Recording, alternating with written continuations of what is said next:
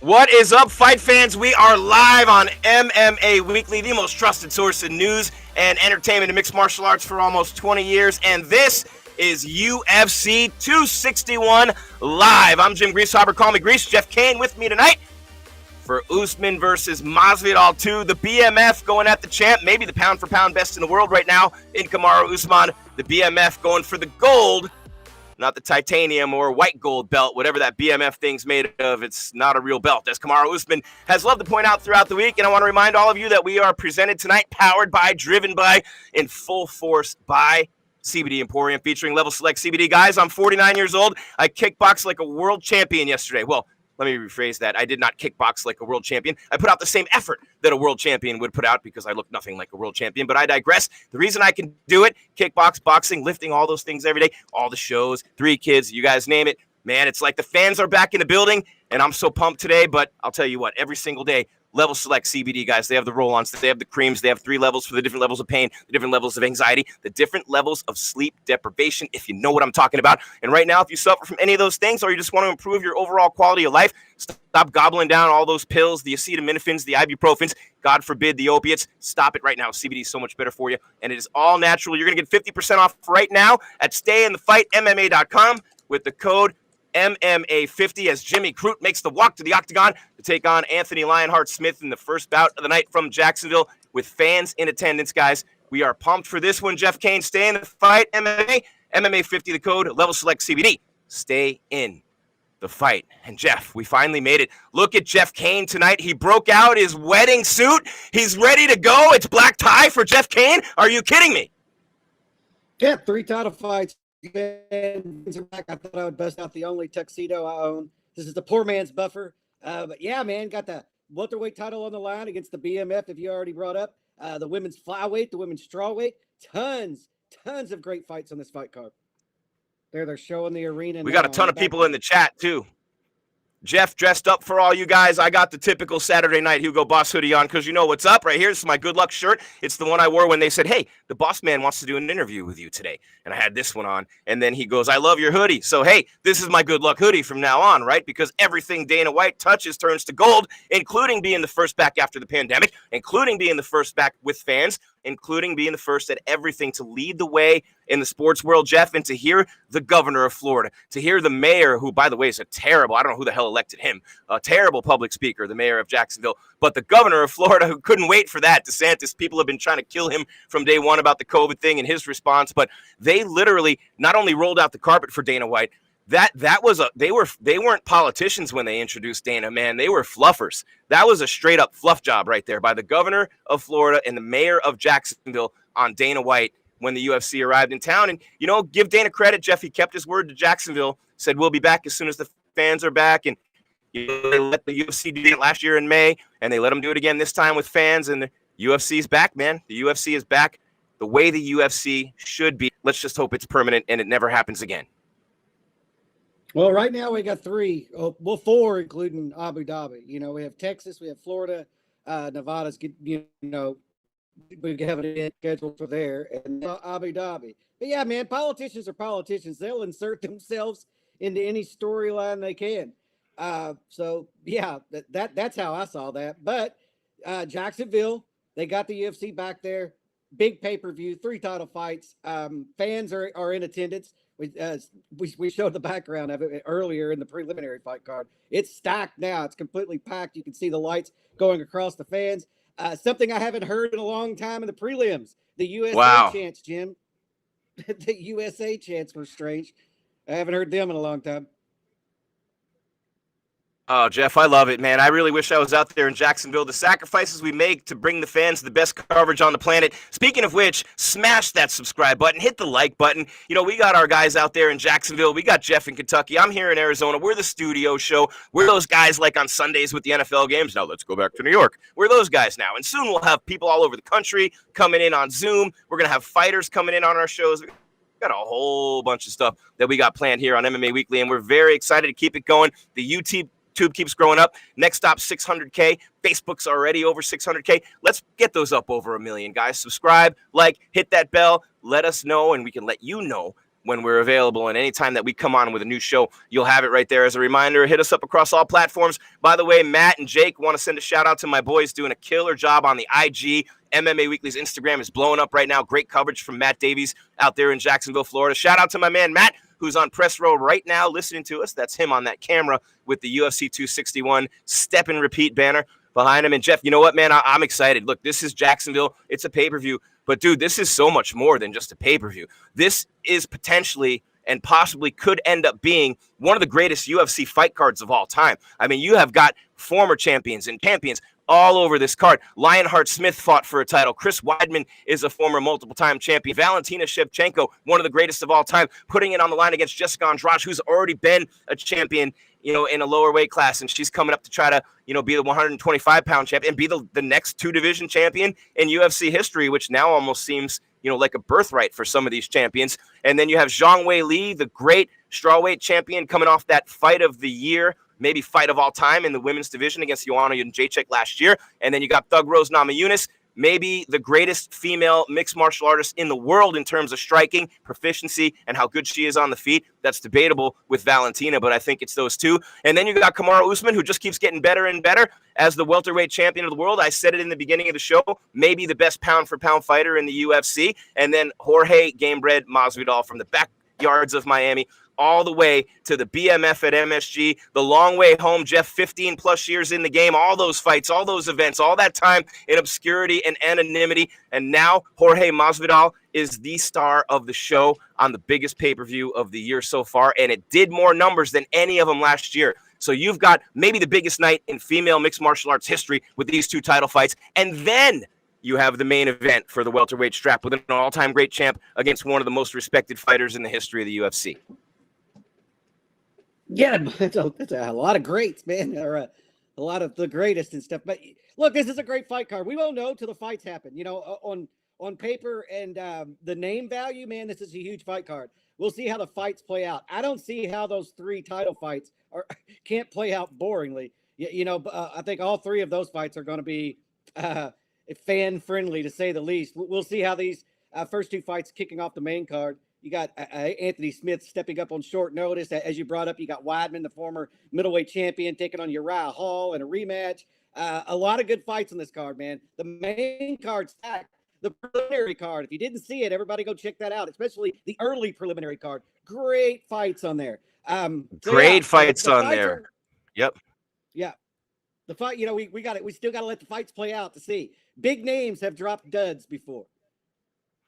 Big names drop duds all the time, but Lionheart Smith stepping in there against Jimmy Croot at light heavyweight, Jeff, to kick it off here on the main card. A replacement for Johnny Walker, a big step up in competition, maybe not in terms of skill or talent, but at least in terms of rankings for Jimmy Croot. So you lose Johnny Walker, but now you get Lionheart Smith, a former title contender, and a chance to make an even bigger statement with a win tonight. I mean, Jimmy Croot could potentially be the biggest winner of the night at the end with enough of a win here, an impressive win over Lionheart Smith. Yeah, he's got a big opportunity here, and like you said, Smith took this on short notice, so it's kind of weird to see a guy ranked higher accept a fight with somebody ranked lower on short notice. It's usually always the opposite way. Not this time. I guess Anthony Smith was ready to fight. We'll see. This is a big risk for Anthony Smith. Big opportunity for Jimmy Croot. Yeah, Jimmy Croot, number 13 in the rankings. Lionheart Smith, well above him. Let's see. I don't have. Let me see. Where did my Anthony Smith is, where is he? 6, and Croot is 13. So big step up for him in competition. And into it, obviously, Anthony Smith is an underdog. Jimmy Croot minus 250 on some books, Jeff. And Anthony Smith as high as plus 210. Yeah, I think that has a lot to do with the short notice nature of it, as much as anything. But we'll see. I mean, Croot's looking good lately. So he's got a big opportunity here, man. He does, because he hasn't fought anybody close to the name value or the level of competition of Lionheart Smith being a former title contender, having fought John Jones and pushed him, earned everybody's respect when he didn't take the belt on the illegal knee, although people thought he was crazy for not doing that. It would have been terrible for John Jones, but it would have been a great night for Lionheart Smith. But, you think about him and you think about the circuitous route that he's taken to get here, and I love to say that unabashedly. I mean, I love anybody, Jeff, who sticks with anything in life as long as he has. And he has a lot of losses from early in his career. Lionheart Smith went through a point in time when he was fighting at Victory FC and Fight Club and Minnesota Combat Sports. Think of this. This dude lost 6 out of 8 fights on that level. He lost 6 out of 8. Think about that shit on the local and regional levels for a long time, man. Shout out to, Rage in the Cage and Rough MMA and all the promotions I came up with on the local and regional level, like Gastelum in his last fight, Cejudo, John Moraga before they made it, Ryan Bader on the local circuit, and just seeing how these things go. For a guy to lose 6 out of 8 fights on the local circuit and just keep going and keep fighting and then eventually piece it all together and figure it out like he did and he has to make this career for himself is unbelievable. I had to make sure I said that tonight about Lionheart Smith because this dude is legitimately a mixed martial artist. He's been everywhere, traveled and fight anyone, anywhere, different weight classes. I just have all the respect in the world for him. I really do. Yeah, he might not have made a good decision tonight, though. We'll see. But look, losses on regional shows, it's just matchmaking, and it's styles make fights, and then sometimes you get in over your head without you really knowing it. Managers have a lot to do with that. Who's managing you at the time? They throw you in there with a guy who's 10-0 when you probably shouldn't have been in there with him. But yeah, right now he's establishing his jab. He's looking all right. His jab's looking good. He's got some range. He's got some length with the jab, Jeff. Yeah, he's got some length with that jab. He's got some length with the jab. Of course, we know Lionheart Smith Jiu-Jitsu, black belt with Montoya at Factory X. And Jimmy Croot, of course, number 13, big opportunity for him. He's also a black belt in Brazilian Jiu-Jitsu. He's literally throwing some sick hands, Lionheart Smith is right now. Lionheart Smith looks pretty crisp early on. He's turned it around. After he had a tough go after the Jones fight. He's turned it around a little bit, man.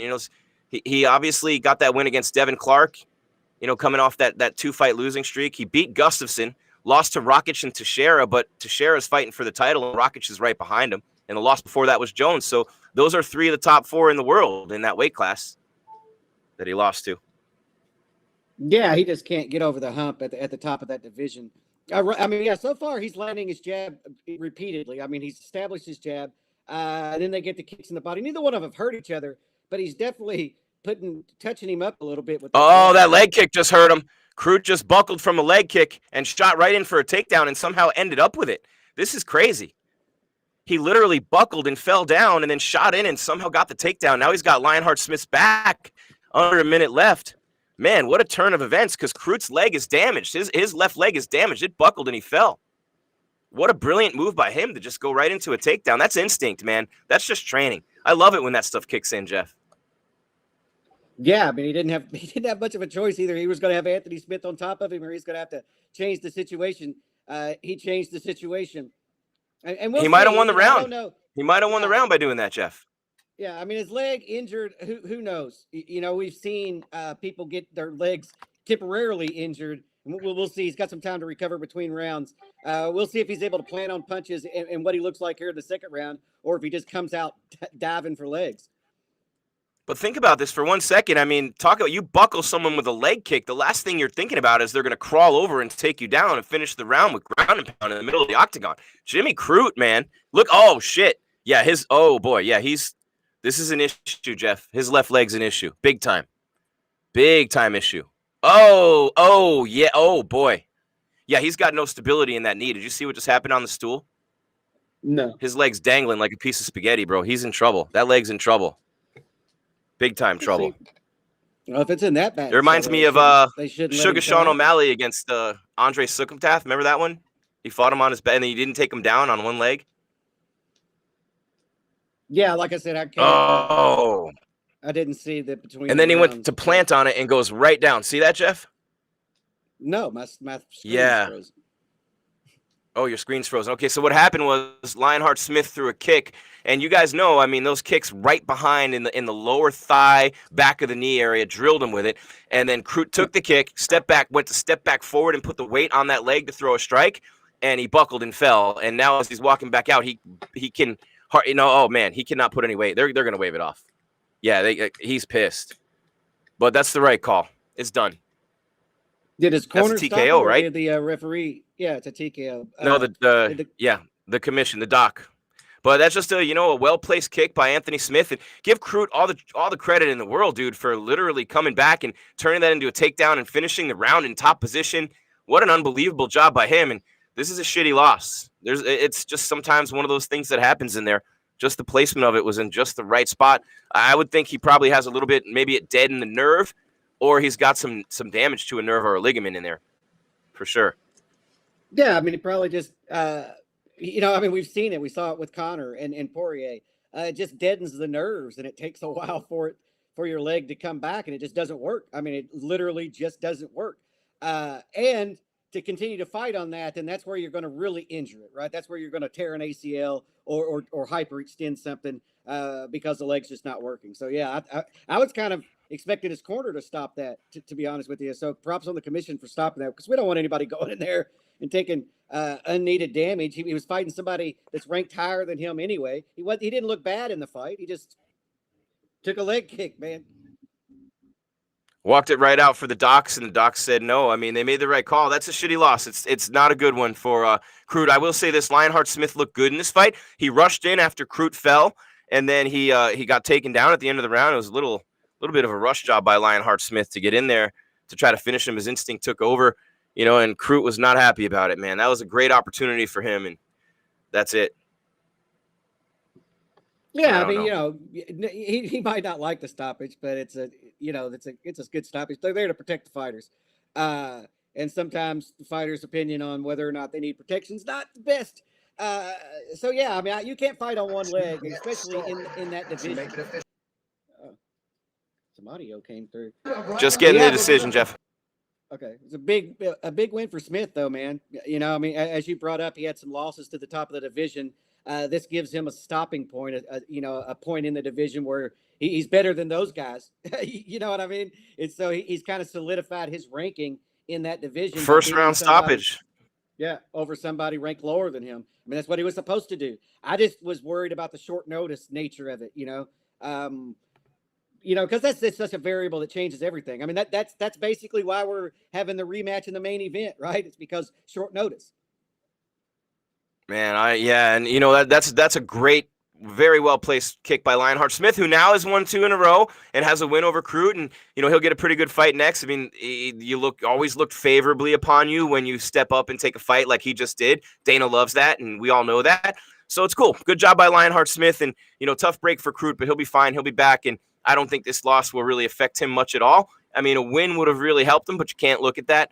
And we'll see, man. And I think, Jeff, too, there's so much going on with this fight card tonight. I cannot wait, man. It's right here on MMA Weekly, the most trusted source of news and entertainment in MMA for almost 20 years. Jim Grieshaber, Jeff Cain. This is UFC 261 live coverage right here on MMA Weekly, powered by CBD Emporium, featuring Level Select CBD, 3 levels. For 3 levels of pain, anxiety, discomfort, whatever the heck you feel. I put the #1 roll-on on before I kickboxed yesterday. I felt like Bruce Lee. Didn't look like him, but I felt like him. And that's what matters. It's how you feel, right? You can get a discount right now, 50% off at stayinthefight.mma.com. The code is MMA50 for Level Select CBD from CBD Emporium. Level Select CBD. Stay in the fight. And Jeff, I just wanted to say, speaking of staying in the fight, and I wanted to mention this at some point during the show, but good Lord, man, Trevor Whitman. I can remember when Daniel Cormier was on Cain Velasquez's card in Houston, and I think it was the fight before the co-main was DC and Roy Nelson, maybe even the fight before the co-main, and then Cain was the main event, Javier Mendez, and we've seen it many times, throughout the history of the sport where, you have a great coach. Mike Brown's done it numerous times, and last year he had Yoel Romero and Joanna Jędrzejczyk back-to-back co-main and main. But I always marvel at these coaches being able to train 2 different fighters, work with them all through fight week, corner both. You got to have a really good and a really deep team and a lot of with your fighters to be able to do that. And for Trevor Whitman, who's clearly one of the best in the game, to have Thug Rose in the co-main and to have Kamaru Usman in the main event, I mean, that's a busy night for him with 2 great fighters and huge fights. Yeah, it's big.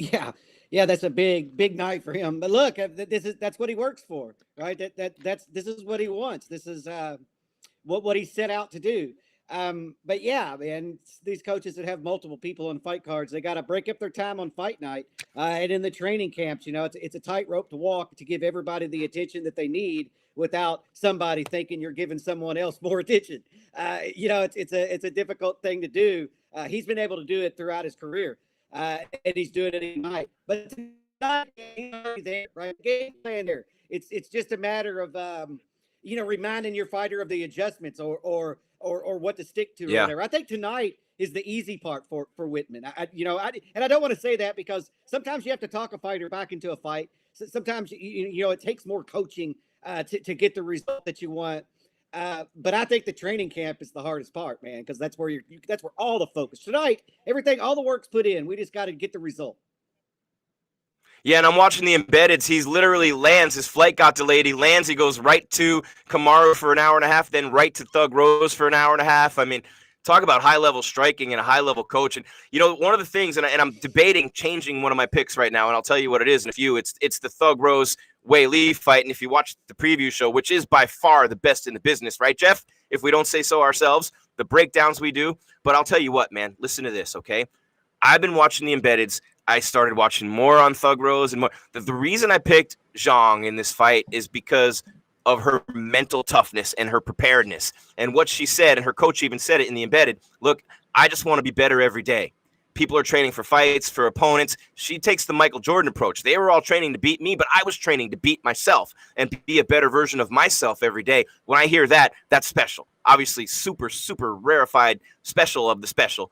And then so there's that, and her mental is just being locked in. And she said something, Wei Lee did, Jeff, on one of the shows where she said, I realized after the Joanna fight how much I had to improve upon, so I've taken the year to do that. And when someone as good as she already was says, so I've taken the year to fix them, shit, man. I mean, it's scary to think of what she'll be. But then on the other hand, I'm watching Thug Rose crack the pads, and I'm looking at the efficiency, clean and crisp and powerful and just beautiful, man. Just some people crack the pads, and it's like a friggin' concert, man, like a virtuoso when you hear that. And that's what you hear with Thug Rose. So both these girls are such elite strikers. Wei Lee likes to try to beat her opponents at their own strength, which means she'll stand and throw with her. Thug Rose practicing a lot of jiu-jitsu, getting it on the ground.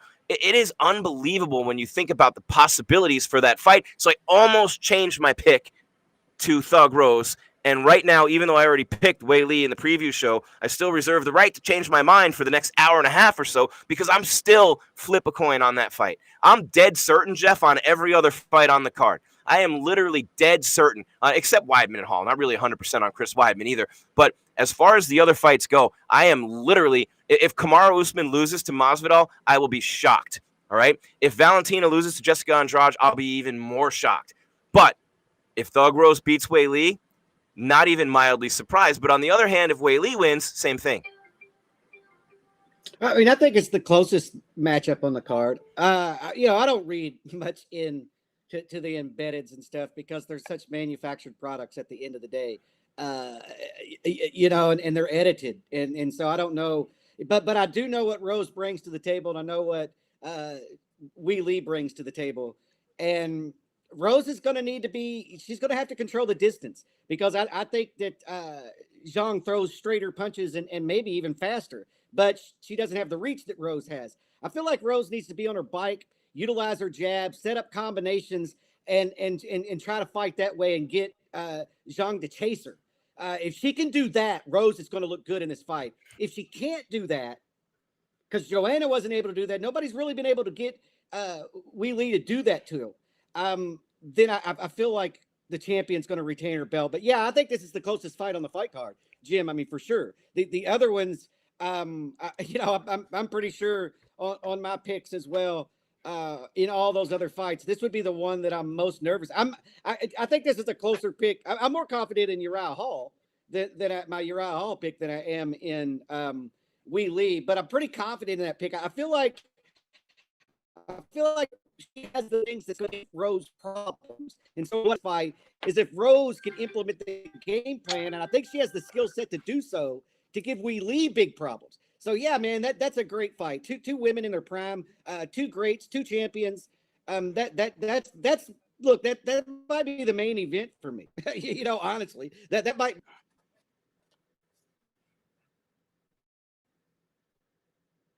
And I'm Jim Grieshaber. It's literally right here on MMA Weekly. We are getting closer and closer to the main event, but also to the co-main and the co-main, the title fights, the former champs against the current champs, Jessica Andrade against Valentina Shevchenko, the second greatest female mixed martial artist in the modern era. Come at me if you don't believe me. No, it's not, Borg. It's Valentina Shevchenko, and then Jessica Andrade, who was the 115 champ, coming up. And remember that slam against Thug Rose. She's coming up in weight to challenge Valentina. And then Zhang Wei Li. How great is she? She has not beaten Rose Namajunas, who easily outclassed Joanna Jacek twice. Easy for me to say that it was easily, but she made it look easy, Jeff. And Wei Li didn't. Now, you can't just go by, hey, she beat her and she beat her and the styles. It's different styles. People have improved. It's been a year. All those things come into play, man. But what a night for the women. What a night for the females. Remember, it was less than 10 years ago when Dana White said women will never be in the UFC. Never in the UFC. Less than 10 years ago, if my math is right. Right around 10 years, right? And then came Ronda Rousey, and then the rest is history, right? But look at Valentina, look at Andrade, look at Wei Li, look at Namajunas, four of the greatest of all time on the female side of things. On the same card, it's a shame none of them are the main event, but there's going to be so many eyes on them tonight with the fans back, Jeff, and with Jorge Masvidal and Kamaru Usman in the main event. This is a huge, huge night for the ladies, and I applaud them. I say, good for you, girls. You deserve every bit of it and more. These women are every bit as good as the men. Yeah. If you're Valentina, you're better than all the men. Most of them, as far as no kidding. I mean, like I said, Jeff. I'll argue till I'm blue in the face that Valentina is the greatest female fighter in the world. She just isn't as big as Amanda, and she couldn't overcome. Wow, look at this, man. Anthony Smith is already at the podium. Here we go to Vegas. Matt Davies, Anthony Smith, right here on MMA Weekly. No, just on the MMA Junkie thing where all the writers pick fights. This man, right? Yeah. Okay. I picked wrong. It was like an 8-4. What kind of shit is that? It's just, you got to read MMA. You got to read I'm MMA just fighting. Listen, guys. You know I don't care. I'm just giving it. We deserve it. That's all right. Well, Anthony, congrats on the win. Initial thoughts after your second straight victory. I mean, that's pretty much how I thought it would. You see all the predictions and the pundits and the fans online. They really thought he was going to smoke me. Like it wasn't even going to be competitive. Excuse me, my voice is hoarse from all this screaming. I just didn't see it going like that. Like I've been in this game 15. What is going on with this mic? It's been doing that all night. Anyways, I've been in this game 15 years. I had like 31 professional fights before Jimmy Croot. It's not like he's going to come in and just blow me out of the water. You know, he's not going to dust me. I don't think there's anyone in the division that can do that, including when John Jones was here. He didn't dust me. He didn't blow me out of the water and make it look like I didn't. So I'm just happy. To be honest, I kind of feel bad for Jimmy Croot. He's actually a really nice guy. You know, we had some interactions at weigh-ins and, you know, in the back here even, you know, he's just a nice dude. He's going to be really, really good. I can tell he's got the potential in the skill set. He's just got to get the experience. The jab and the leg kick obviously seemed to work with you. Ended the fight. Was that part of the game plan, or you just knew something you could take advantage of in the moment? That was the entire game plan. Stick the jab. We did it versus Glover. You know, I think the Glover fight looked very similar to the beginning to that fight. There were circumstances that just didn't work out. So that was it. We don't get it too deep into game plans. We're aware of where he's. We throw the jab, land some leg kicks, and then just instinctually fight from there. Did you know his leg was done at the end of round one? Did you expect him to come back out because the doctor was kind of making him walk back and forth? I didn't expect him to get back up. As fighters, you know when there's a hard leg kick. I really sunk that one in there. And then his reaction, I thought if we got back up, he wouldn't be able to stand. So credit to him, he lasted longer than I thought he was going to. Even through those grappling exchanges, he still fought through it. So I figured once we sat down, I was kind of not paying attention at first to what I was saying, because I was like, no way he's coming out for that second round. So then they it was like, man, it's into the first half of that because it looks like he's going to come. What did you make of the fans being back in attendance, and did you hear the chants in the middle of your fight? That might be my single favorite moment I've ever had in my whole career. Like, the fans going crazy. Like, I've never had reception like that before. I've never fought in the UFC in my home state before. And they were booing him. Like, it was nuts, man. Like, by far my most favorite walkout for sure, but that might be my best moment in my career.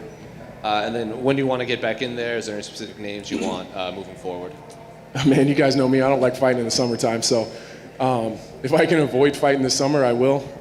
If a great opportunity pops up that I can't turn down, we'll take it. But I'd like to take the summer off, keep continuing working, get back and forth to Denver, and just continue to get better. I need to do a better job of skill building in between fights. So, yeah, that's my plan right now. Try holding the microphone's driving me fucking crazy. I was going to say, try holding it up a bit. Maybe you're covering the receiver at the right bottom. There? No, like hands at the top. Yeah. Oh, like this? That's it. Okay, let's try that. I feel like a rapper. Sure. Let's try that. Did you hear the "fuck Jake Paul" chants while you're in there? No, I didn't. No, was that during the announcement? No, while you were fighting, they were chanting "fuck Jake Paul" a lot. Oh, is he here? Yeah. I guess him. Daniel Cormier actually just got off commentary to go confront him in the crowd. Oh. What Daniel Cormier say? You just get in his face and talk shit? He said, "I'm going to slap the shit out of you." Oh, go DC. That's what I'm talking about. Yeah, to follow up on that, fuck Jake Paul. I agree. Anthony, to your right over there. Oh, gotcha. You know, you've mentioned talked about so much of your experience that you have. Like, do you ever struggle to find interest in, I don't know, challenges in people? Because you fought so many people, like you said. No, I think some of it is my fight style too. Like I do put myself in some shitty spot. Even as well as that fight went for me, you know, I ended up on my back and you know, kind of he took my back on my way up. Like I still end up in that. So guys are still really competitive. So yeah, all the motivation I need is in trying to get to the world title. That's it, man. That's all I need. And, you know, commentary was really kind of pointing out your jab in this fight. Is that something you feel is maybe an underappreciated part of your game? Oh, yeah, it has been. Well, I think I would say it was underappreciated myself. I didn't, until, I don't know, maybe 2 years ago, I didn't even really pay too much attention to the jab.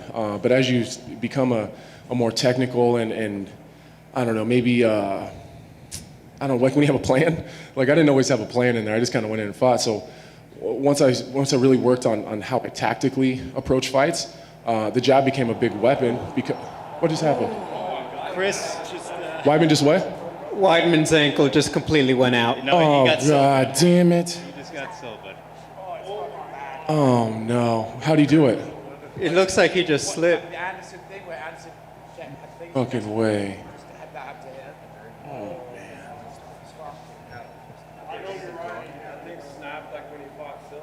It literally looked exactly like the same as the Anderson. Oh. I mean, the whole thing was. Fuck. Did some of my training camp with Weidman. Guys, if you don't know what he's talking about right now, Chris Weidman's leg I just said this during literally the week. snapped in half. I in the middle of the don't know how octagon. Chris Weidman's ever lost a fight after training with him. He's the best guy I've ever trained Right with. above the ankle, it just literally snapped in Can't catch a half, break. man. This is awful. This is awful. Sorry. Well, Terrible to see. Anyways, finish my. Anyway, you're watching Anthony Lionheart Smith on MMA Weekly. Being more Big win over tactical, Jimmy Croot tonight. I had UFC to bring in the 261. jab because it just sets everything else. The rest of that entire fight was set up by the jab. Congratulations, Anthony. Thanks, man. Anthony, it's hard to not ask about this because we just had your opponent almost had an injury. Now we're seeing another injury. Yeah. As much fun as it is to watch these great KOs and stuff, is this a reminder of the seriousness of what you guys all go out there and do when you put it on the line? Yeah, man. Chris Weidman, maybe he's, in the past he's even admitted that he hasn't always put the work in. He cut some corners, especially when he was champion. He just, you start thinking you're so good, you work as hard as everyone else. The thing that sucks is, on top of injuries and Chris isn't the youngest guy in the world, so depending on how bad it is, who knows what happens. But he really put the work in this time. So just imagine being Chris Weidman. You spend weeks and weeks and weeks training for this. You leave your family. You just all the sacrifice, the pain, the sleepless nights and the early mornings to go in and like your body just not hold up. Like I haven't seen it yet, and I'm not sure I want to, but.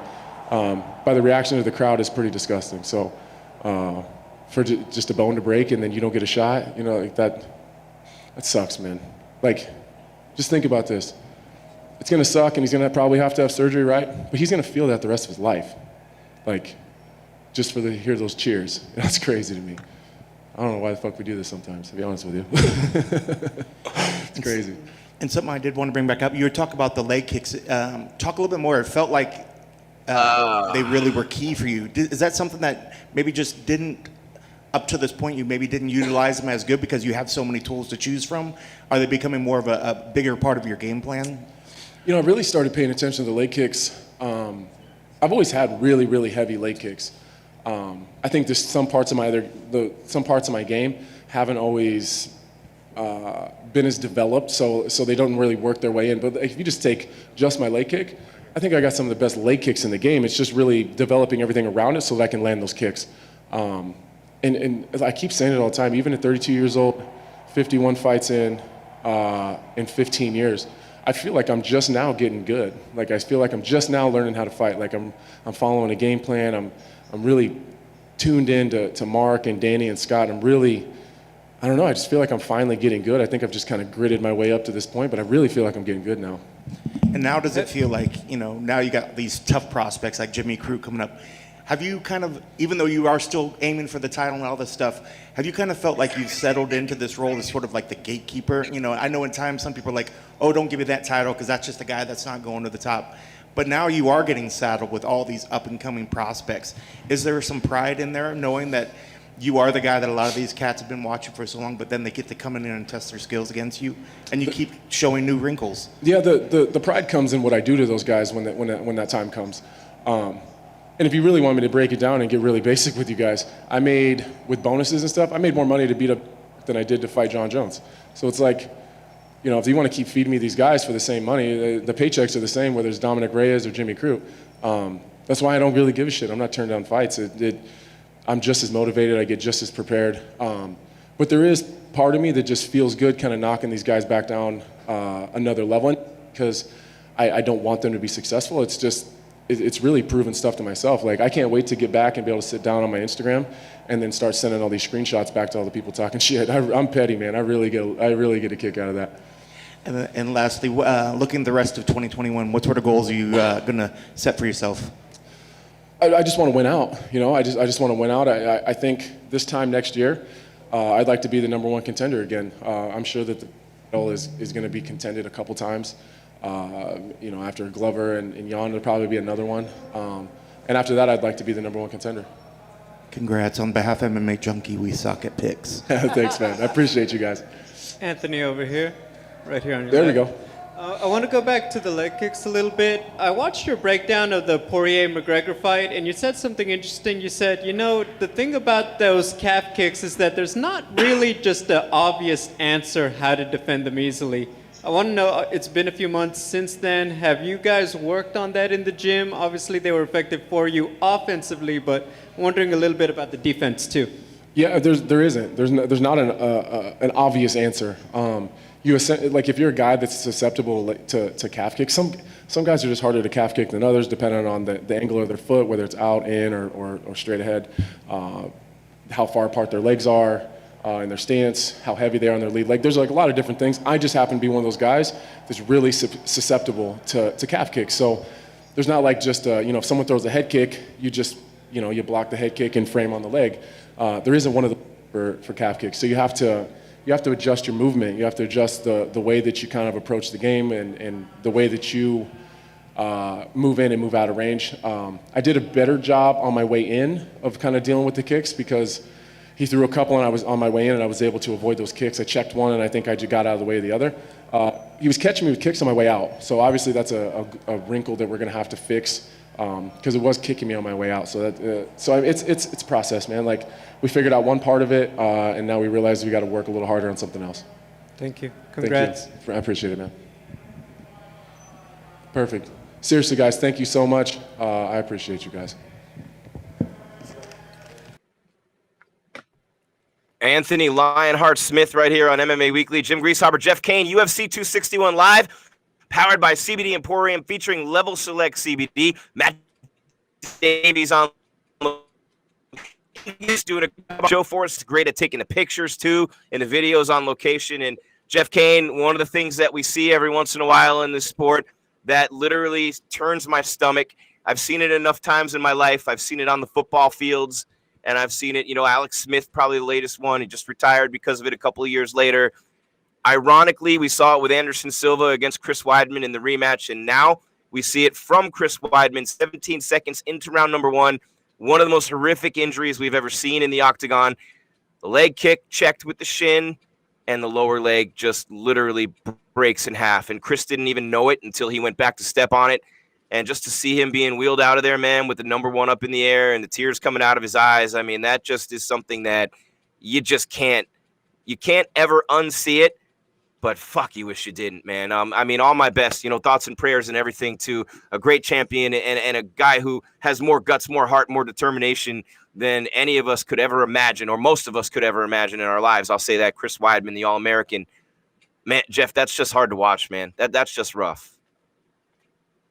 Yeah, it was exactly like what happened with Anderson. Uriah Hall checked the kick. It hit just under his knee and snapped Weidman's shin just above the ankle. And you're right. Weidman didn't know. And he went back to step on it and it went completely sideways. I mean, he's standing on, the bone in his leg and no longer his foot. I didn't see a compound fracture, which is better than having a compound fracture. But at Chris's age, that's a surgery break. That's rods. That's a long recovery. That's a very year, long recovery, right? I'm sorry. Oh yeah, 18 months to 2 years. Yeah. Yeah. And that's ask Alex Smith. Yeah, and that's without complications. And that's all without complications. And so Anderson Silva did come back. So it's not like this is a career ending. It could be a career ending injury though. But it may not be. We've seen people come back from it, but that was brutal. I go back when I saw that happen and Chris fall. I thought about when Anderson did that to Weidman, and Ray Longo in Chris's corner celebrated it and said that's why we check them. And I wonder if that haunts Ray. He's not celebrating this one. Yeah, and so and nobody should be, and he shouldn't have celebrated Anderson's. Devastating, man. I mean that's part of the sport, but we don't see it that often. But you do see it in kickboxing. I mean, we've seen big names do that. Anderson in MMA. There wasn't any bigger names than the champion at the time. But yeah, that was a bad break. I don't even know. Uriah knew it as soon as he stepped back. I'm not sure that the leg wrapped like what was this? Corey Hill, I guess. The leg wrapped around Uriah Hall's leg, like it broke and his foot wrapped around. Oh, that was just, it's just nasty, man. There's going to be some brutal photos out there for everybody to see. You know, that's what's going to happen now is the photos are going to start hitting the internet. And yeah, nobody wanted to see that, man. Nobody wanted to see that. Chris Weidman was, looking to get back towards the top of that division. He felt like he had one more run in him, and this sets that back so far. No, and then remember Silva also had that devastating injury in the Cannonier fight too. I mean, it happened twice to him. Not the same thing, but it's tough. It's just tough to watch, man. It's part of it. You know it going in. I mean, I train, you've trained. We don't train like they train. We don't have the wear and tear that they have, but we know how it feels on your body. And we know with the kicks we're throwing and the punches we're throwing and the elbows and what we're doing on the ground, any of us, anytime, Jeff, that anything could snap at any moment. Anything could break. Anything could pull. Anything could get dislocated. It happens all the time. Yeah. I mean, it does happen all the time. We usually don't see it in big. I think Tyrone Spong in kickboxing had the same thing happen to him, man. I mean, it's the same injury. Yeah, like we see it all the time, but not all the time. But we do see it once every couple of years or so. It happens in kickboxing or in MMA. It's happened twice, or actually 3 times in the UFC that I could think of right now.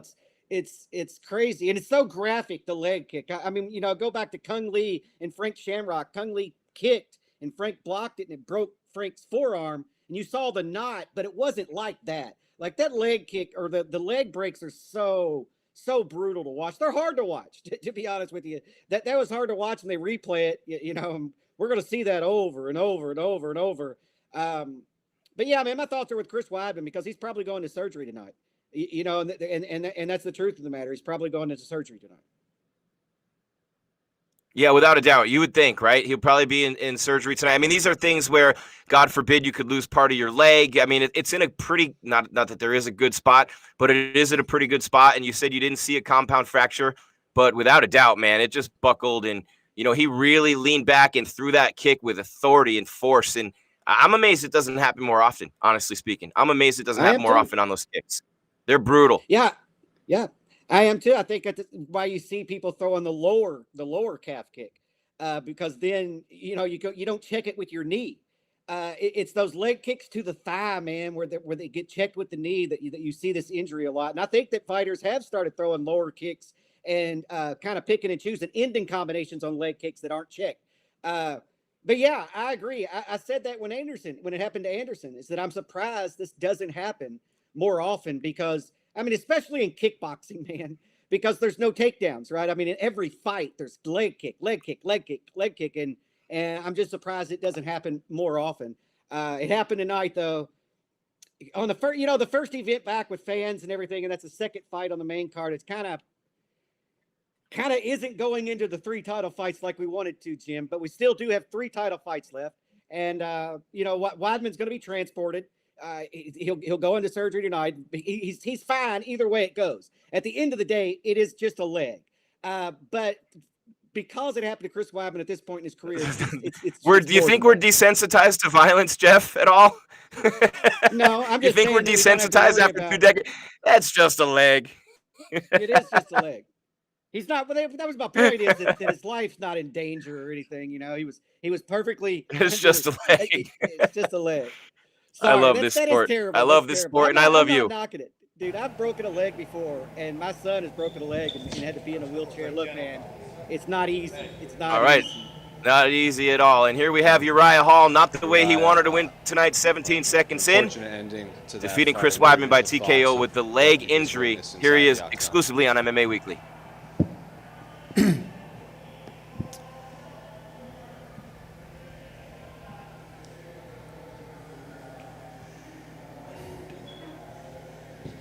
Honestly, there's not much to say. It's just, it sucks. On both of our parts, the preparation leading up to this. The only thing I can do is just wish him well. I have respect for him. I know we're both from the same state. And I felt like the media was trying to build something up, but I think we both really had respect for each other. because we played a part in molding each other to bring us to where we are right now. And, you know, like I said out there, I wish him recovery, and, you know, I owe him a fight. And it's nothing bad, it's just the respect. So I hope he's okay right now. It's very unfortunate, and just wish him and his family well. Were you aware of the injury right when it happened, or when he fell down? Did it just catch you by surprise like everyone else too? In the past, I've actually broken a teammate's leg by checking it. I'm very articulate with blocking, and you don't have to pick your leg up too high. It's just driving it in at the right spot. And I heard a click. I thought it was a slap, but I didn't feel the slap on my calf. So I was like, that's got to be his bone. And when he landed, it clicked in. To be honest, it was just like the Anderson Silva when he landed. It was weird. It was so weird. I just pictured Anderson Silva when he broke his leg. I just, you know, wish him well. Do you focus on getting back in the ring, I mean, in the cage, or do you just kind of like, you're just going to let this play out, go back to Dallas and just regroup, since it's something you can't predict? You know, I had other priorities, you know. Wanted to see my mom. She's in New York. I planned this out, you know. Someone came to me the other day that said, I feel like you've been training for 2 years straight. That's all I've been doing. Of course, I love it. But if the opportunity perceives itself, you know, I'll sit down with my coaches, and we'll make the best decision. Of course, yeah, you can't prepare for anything like this. Is this more mental than physical, since you didn't take any punishment to get ready for your whatever lies in your future? I mean, you know, it happens. That's all I could say. It's hard to answer that. It's a part of the game. It's a part of the game that sometimes you don't expect. I didn't expect that. You know, I'm preparing for a war. He knew that he was the first guy to scar me, and I was coming after him, and whatever his mindset was for him to get back to the title reign, you know, I was standing in his way.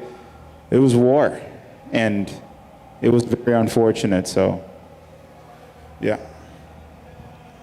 You're right. I'm sure this is something that probably won't even mean anything to you at this point, but Dana White just tweeted out the fact that you are the first fighter in UFC history to win a fight without throwing a single strike. I don't know why Dana tweeted that, but there you go. That's the thing. After Chris and Anderson had the same thing that happened to them, there was a lot of talk about, like, oh, should Chris take sort of solace in this as a victory, or was it a freak accident?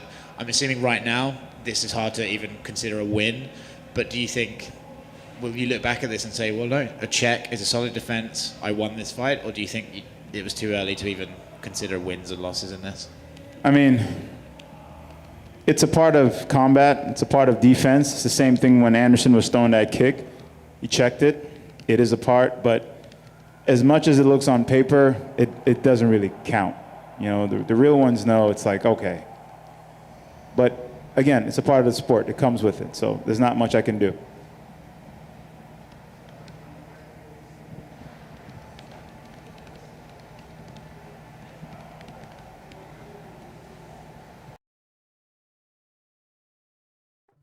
All right, there you go. Uriah Hall, primetime, first fighter in UFC history to win a fight without throwing a punch, and not the way that he wanted it. You could see he's sick. He didn't want to win it that way. Anytime any competitor, a real competitor, especially in a world so full of respect and appreciation for the arts like MMA with mixed martial arts, let's not forget this sport is mostly about respect. It really is, between fighters, and any professional fighter never wants to see that happen to their opponent. Nobody wants to win a fight that way.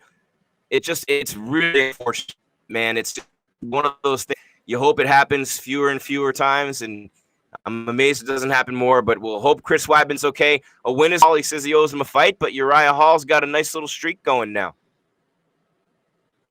Yeah, I mean, Uriah doesn't hard to be a part of that. He and Chris Weidman came up on the same state in the same regional shows, and he went on Ultimate Fighter, and Chris Weidman looked about how their kind of careers are intertwined a little bit, and to be part of Chris's story is not something Uriah Hall wanted.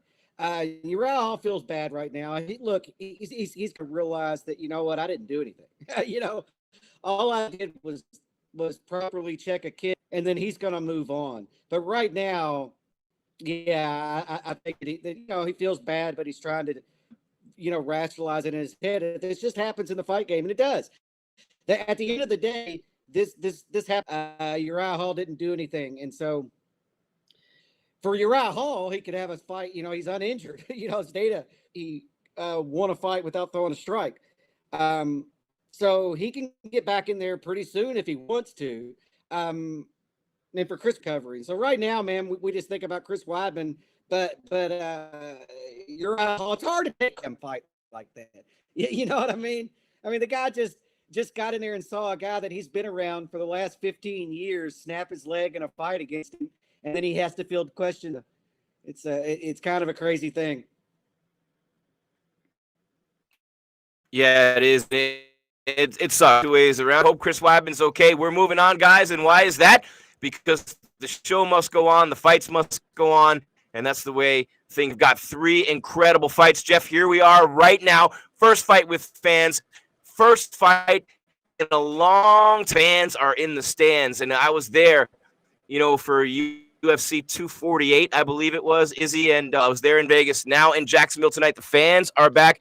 A huge, huge favorite. She's minus 455 over Jessica Andrade. Valentina Shevchenko was minus 25 over Jennifer. 1250 Caitlin Chikay, and minus 1400 against Liz. 1700 against Jessica I, and minus 330 for Joanna Jędrzejczyk. So the second biggest favorite out of anyone. I can't say it that way, but you know what I'm saying. Like less of an everybody else. Yeah, this is an interesting fight. I'm interested to see because Andrade, she had power, and you can watch her fights. Now that she's up a division, is she going to have more power? And so that's in this fight. I still feel like Valentina is going to put on her class here in striking. But we'll see, man. When Andrade hits hard, she hits real hard. And so we'll see. Although Valentina's been hitting Amanda Nunes, anybody that hits harder than that in all of women's MMA. But we'll see what Jessica can do here tonight. It's the strength of the punch. It's sometimes just you didn't see it coming. She looks good though, man. She didn't have to cut. I expect Jessica to have more power in this weight class. We saw it in her first fight, in her last fight. But I don't think it's going to be enough to overcome Valentina.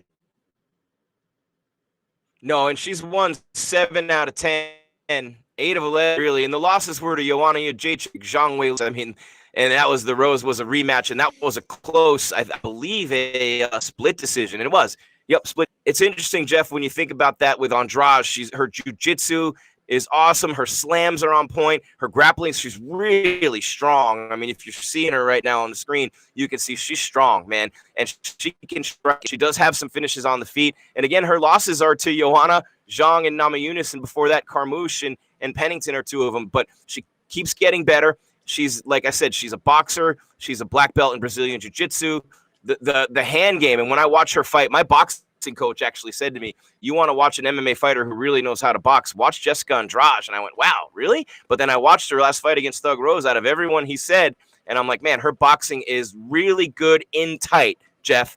And what does that mean? Against a Muay Thai fighter, it means a lot. She's going to have to watch those kicks and those knees with Valentina, but in tight, just throwing hands, I believe Andrade feels really good about her chances.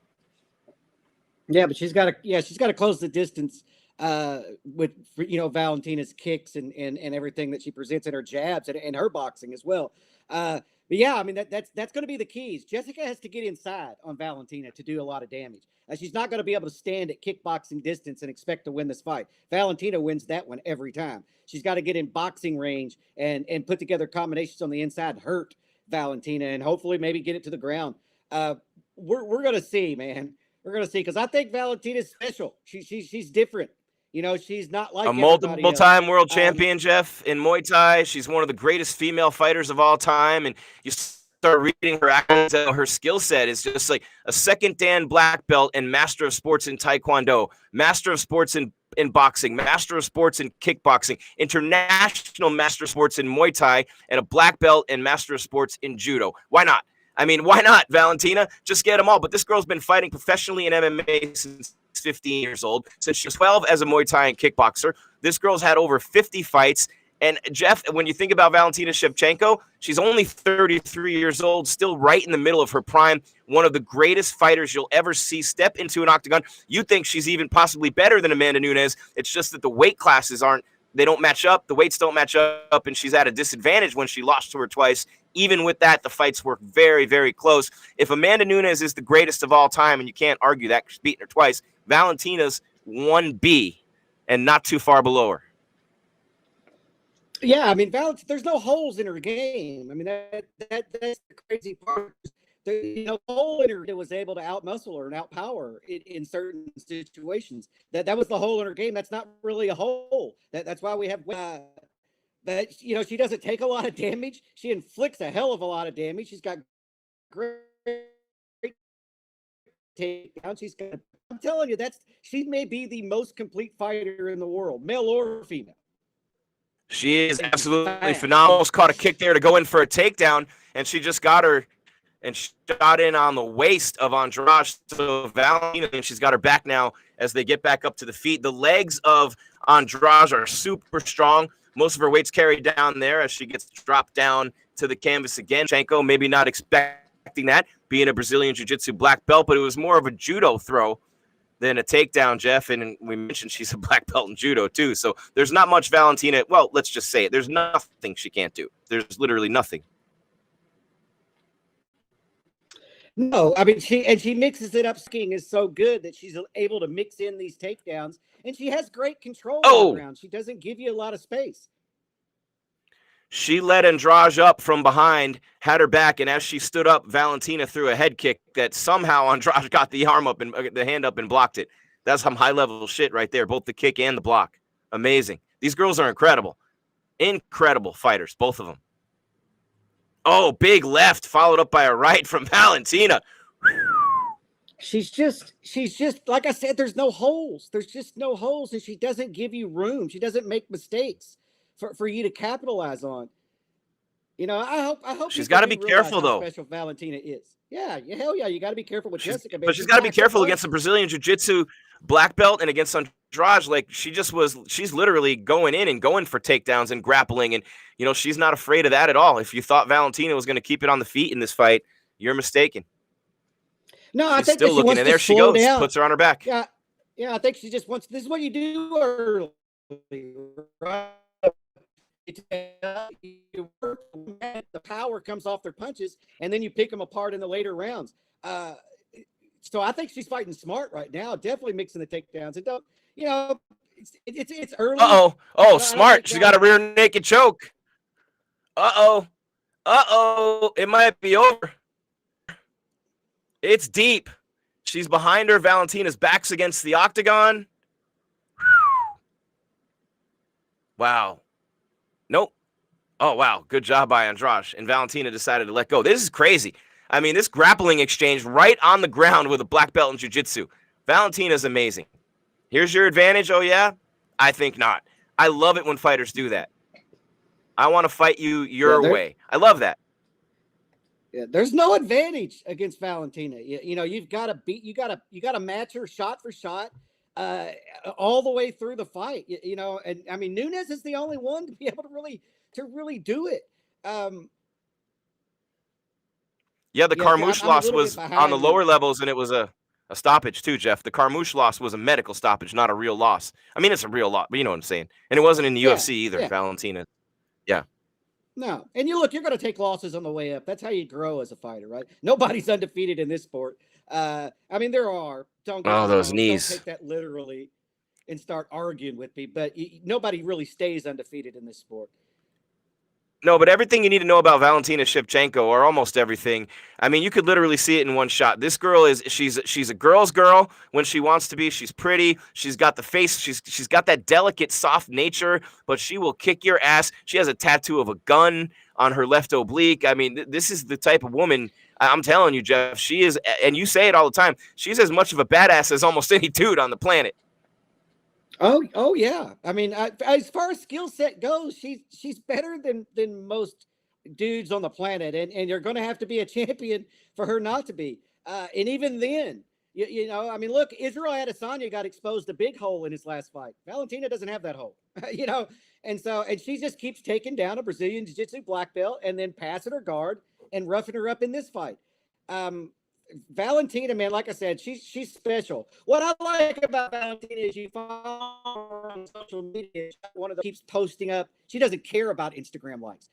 She doesn't care. She's not putting up bikini pics in all her training. She's in this for one thing, and that's to keep the Valentina.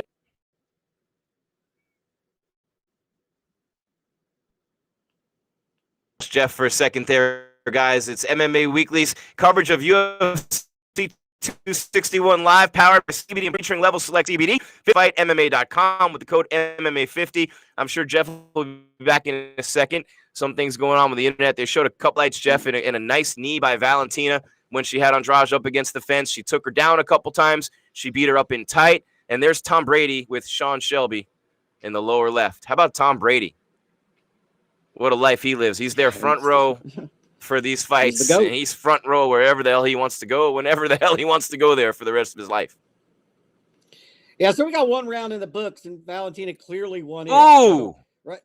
Yeah, and they're throwing some leather here to start the second round. And, I mean, it's just Valentina going right back in, man. She went right back in and got a takedown.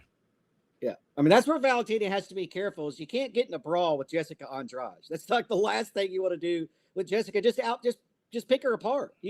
Valentina has the skill set to pick her apart. Just pick her apart. Or are you surprised with how much? I'm sorry, Jeff. You broke up for a sec. What was the second part? Or just keep taking her down. Yes, keep taking her down. All right, so here's Valentina's on top, right? And people are saying, hey, give us more commentary, guys. We can't. We can't. So, I mean, what else do you want that you're not paying for? Anything else while we're at it? Do you want us to wheel an 80-inch, flat screen to your house and set it up for you, too? I mean, what else do you want? I mean, literally, this guy in there complaining. Go pay for it, jackass. Well, what's happening is that they get into a brief exchange. Valentina closes the distance and takes Andrade down. And then he moves to side control and lands, knees to the body or punches to the head and elbows and shoulder strikes. And then that's pretty much how the fight's played out so far. She briefly threatened with the rear naked choke in the first round, was unable to get it. And now we're into the second round and more of the same.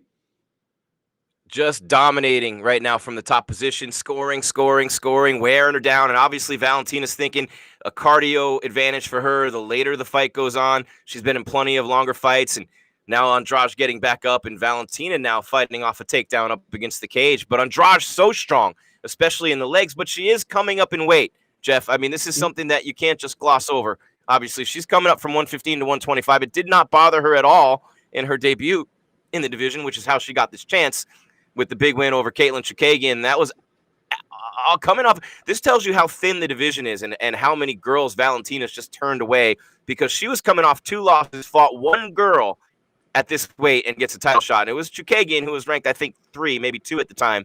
So big win. But to come off 2 losses from strawweight, moving up 10 pounds and get a title shot in your second fight is almost unheard of unless you're Jose Aldo and you just get gifted that title shot. But it's just something that bears repeating, that she's 10 pounds lighter moving up a division. Well, she's not a strawweight, though. She struggled to, this is her weight class. This is Jessica's weight class. She went down to strawweight and then made the good run, dropped a couple of fights, and now she's back up.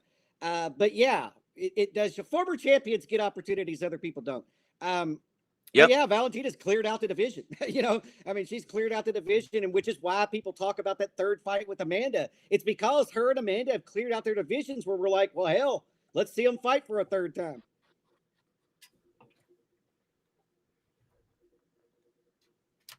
I would like to see the fight. I know some people wouldn't, but that's just me.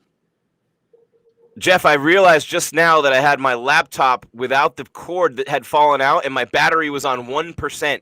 My computer was literally about to die, drop the stream, drop the whole, and I caught it with 1% left. But this is it. Valentina's done with her. Easy work at another night in the office for Valentina Shevchenko. Wow, unbelievable. And we can't do the commentary. We can't literally go blow by blow for you here, but what an unbelievable job by Valentina Shevchenko. She dismantled her. She came in on the hips early, threw her around, had her on the ground for more than, I'd say, at least probably 30% of the fight. And then, she literally, grabbing her by the waist with the leg behind her, that sort of a trip and a toss, the judo coming in there, and just a big-time thud as Andrade hit the mat, and then Valentina just continuing from the top position to inflict damage and punishment. And then she got her leg in the way and pinned Andrade's arm, her right arm, under her right leg, so she could not defend herself, and she had the other arm underneath her left shoulder. So Valentina had both of Andrade's arms pinned down, crucifix, almost sideways, and crucifix. Unbelievable, just free shots to the face, and elbows. The elbows just brutal elbows to cut her open and finish the fight. Yeah, those elbows are brutal. They're as brutal as you're gonna see. She's got a great top game, man. Like I said, there's no holes in her game. Who's next? Big win for her. Amanda, if they, you want to see her fight Amanda again, and I want to see her fight Wei Li. I don't know if Rose would go up. I feel like Wei Li could probably. I don't know. I feel like that'd be the fight to make. Whoever wins this next fight against Valentina, that's what I would say. Even if it's a catch, but it won't be a catch because somebody's belt has to be on the line. Yeah, somebody's belt has to be on the line. So it'll be. I would love to see both at 120. Wouldn't that be great? Both belts on the line at 120. Never happened, but a guy can dream. Yeah. I think that's a better fight for Valentina. Have a BMF belt. Yeah. I think that's a better fight. I don't know. Valentina's cleared out the division. Amanda's cleared out 2 divisions. Wei Li hasn't cleared out that division yet, and so I could see why people might want her to fight more before she gets one of those fights. But you never know, man. You never know. We got things opening up. We could have events. Whoa! Look at Valentina's dance. Are you seeing this, Jeff? No. That was pretty sweet. A sweet victory dance right in the middle of the octagon. She's cute. I like her, and I don't want to. I'm not saying it to get myself. Let me hold it. Walk that back a little bit. Cute personality. I really like her energy. I really like the way she does things. She's very stoic, doesn't have that huge outgoing personality, but in spurts, you see it, and I think that's cool. She's a legend. What a legend. It's so good to see Joe Rogan back in the octagon doing interviews, not from halfway across the room. Yeah, Valentina, man. I don't care about the looks. When you watch her fight, that is nothing but beauty in there, man. That is just an amazing athlete. I like the dancing at the end. It's kind of become her little deal, and it got kind of her trademark, and it works. It works. Let's see here. So I'm trying to hear what Valentina's saying. She's taking everybody through the finish, and I want to hear what Rogan says, like what's next for you, because, literally, you might as well go to the Serengeti and start hunting down animals to fight after this. Yeah, she's going to give the standard answer. It's up to my management, the UFC, and I'll fight whoever they put in front of me. That's what she's going to say, because that's who Valentina is. She doesn't call people out typically unless it's Amanda, I love it. She threw her arms up in the air, Jeff, like this, and she goes, anyone, you know where I am. I'm here, anyone. And Joe Rogan goes, yep, come get some.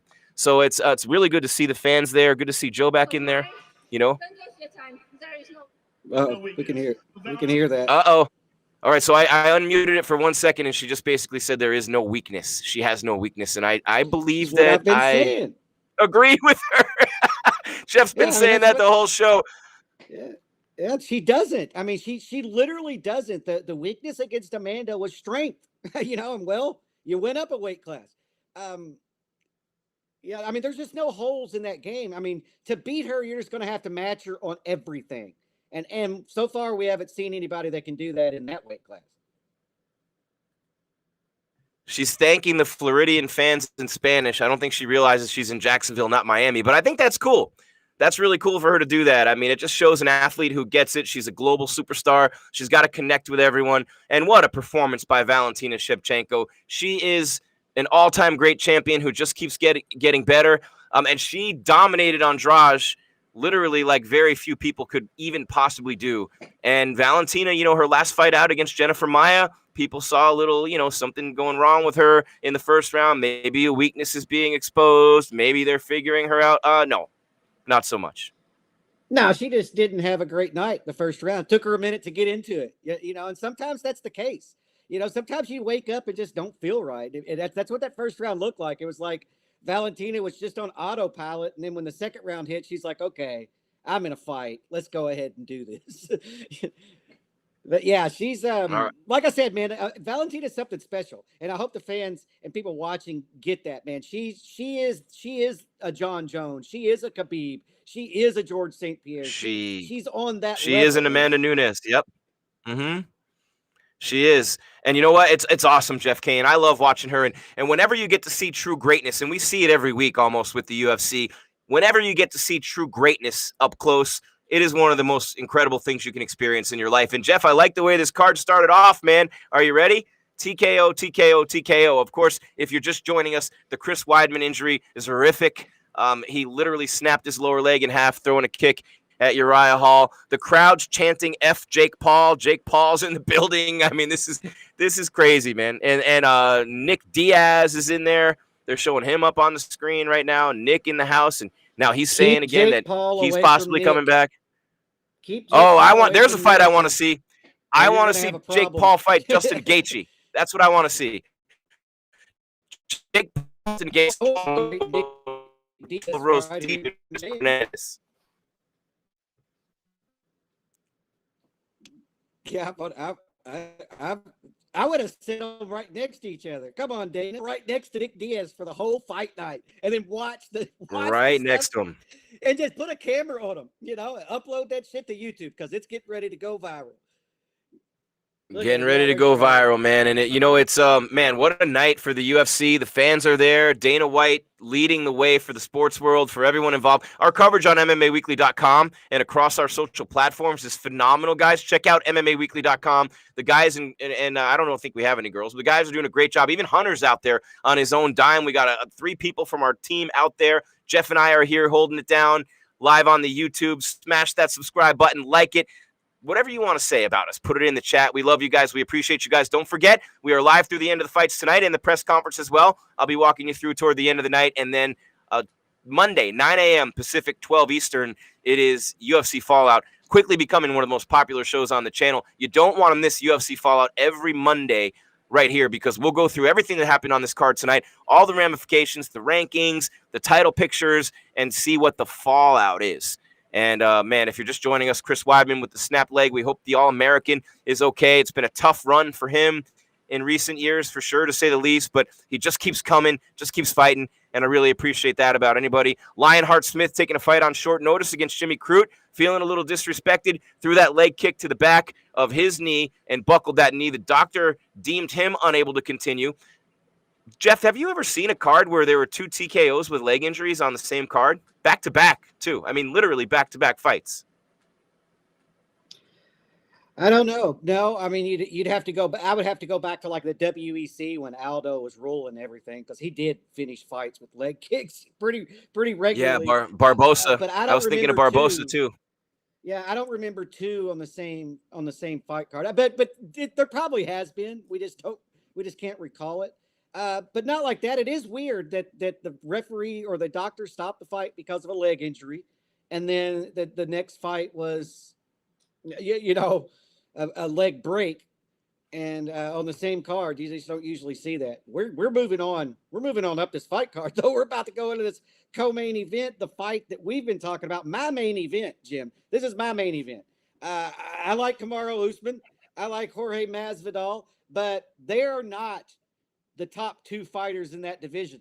Only Kamaru is. This right here is 2 of the top strawweights ever in their prime, getting ready to go at it. Can Rose land from the outside and keep keep the distance on Wei Li, or is Wei Li going to have that constant pressure and break Rose Namajunas, man? This is the fight. This is the fight I've been most exciting for all week, and here we are, Jim.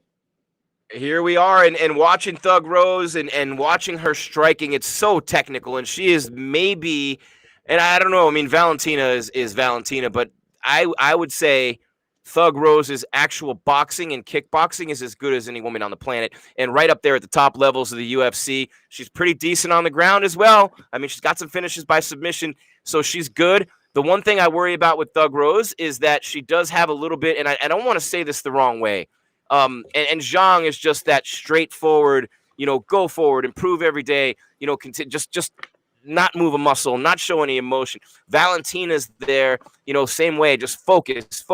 But I want to say that with Thug Rose, her mental makeup, and she's been open about some issues that she's had mentally in the past, and she has some things that I don't want to say she's weak mentally, is what I'm trying to say. But I want to say I would worry about her mindset a lot more than I would Zhang's.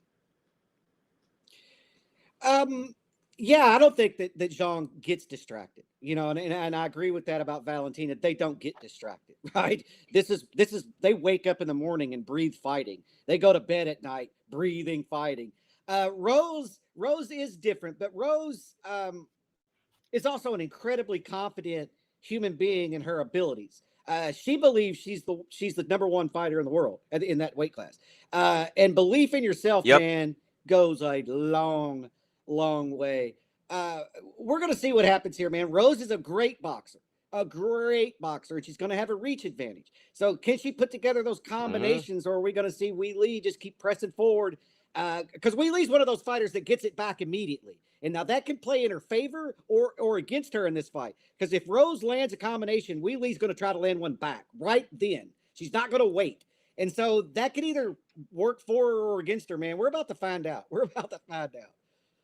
And I think that the difference between Rose and Valentina is mainly the kicks. I think Valentina has fast, no setup, kind of no look kicks, man, just out of nowhere. Sort of like a Lyoto karate kind of kicks that I mean, Rose has them too. Don't get me wrong, but I just feel like Valentina's are faster, man. Those things are devastating. And I felt like Thug Rose losing the belt was a fluke. She was winning the fight against Andrade, got picked up and slammed, and that was it. Before that, she hadn't lost since Karolina Kowalkiewicz. That was UFC 201, and that was a split decision. But she beat Michelle Waterson, Joanna twice, and then she lost to Andrade. But Rose Namajunas making the walk to the octagon right now. She's no stranger to these championship fights. She beat Joanna in a 5-round war. She beat Paige Van Zandt. Let's not forget she subbed out Paige Van Zandt at the height of Paige Van Zandtness at 225 of the 5th round. So she's been in these fights that have gone deep into those fights. She's been in the championship round. She's had the belt around her waist. There's nothing she'll see in there that'll surprise her. For God's sake, she grapples with Pat Barry. You know what I'm saying? So this girl, and she sat in an ice bath for 11 minutes. I don't know how many of you, I sit in ice baths, okay? And I sit in there for about 3 minutes, and that feels like 3 years. Rose stays in there for 11 minutes, okay? And Pat Barry was talking about it on one of the embeddeds, guys. If you missed it, he said she stays in for 11, and you get no more physical benefits after 3, but she stays in for 11. Think about that for 1 second. And if you guys can hear me in Vegas, the camera just went dark. We're not seeing the background anymore up there. But, Jeff, I mean, what an unbelievable set of skills for Rose Namajunas.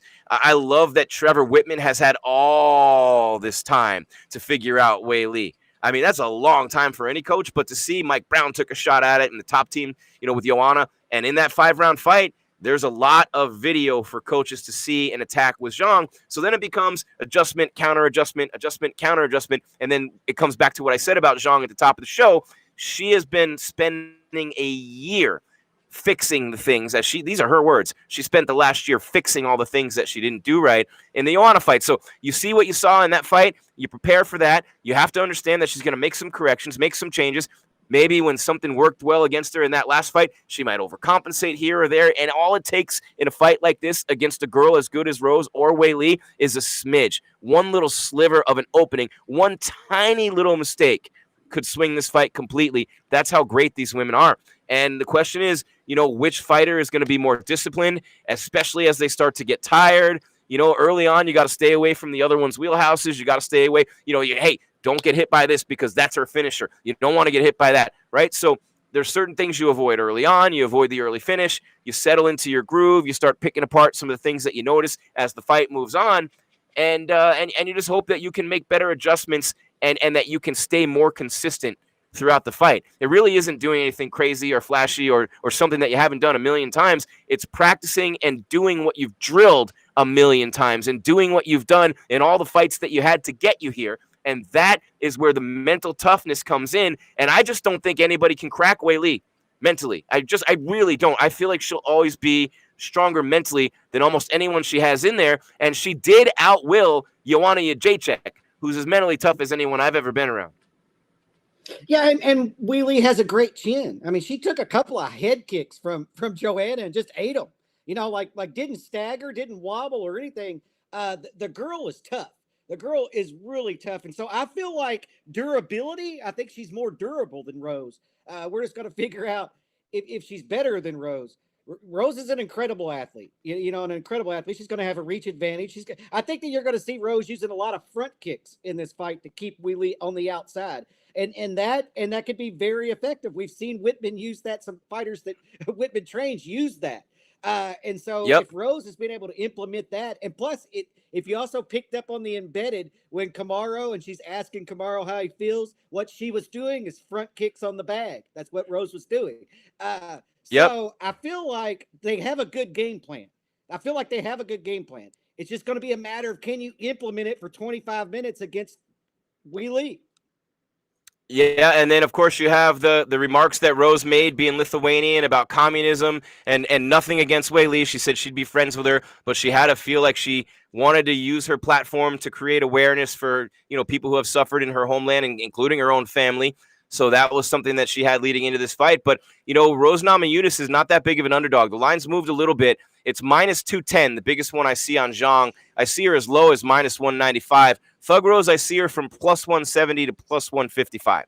So pretty close. You know, you are laying quite a bit.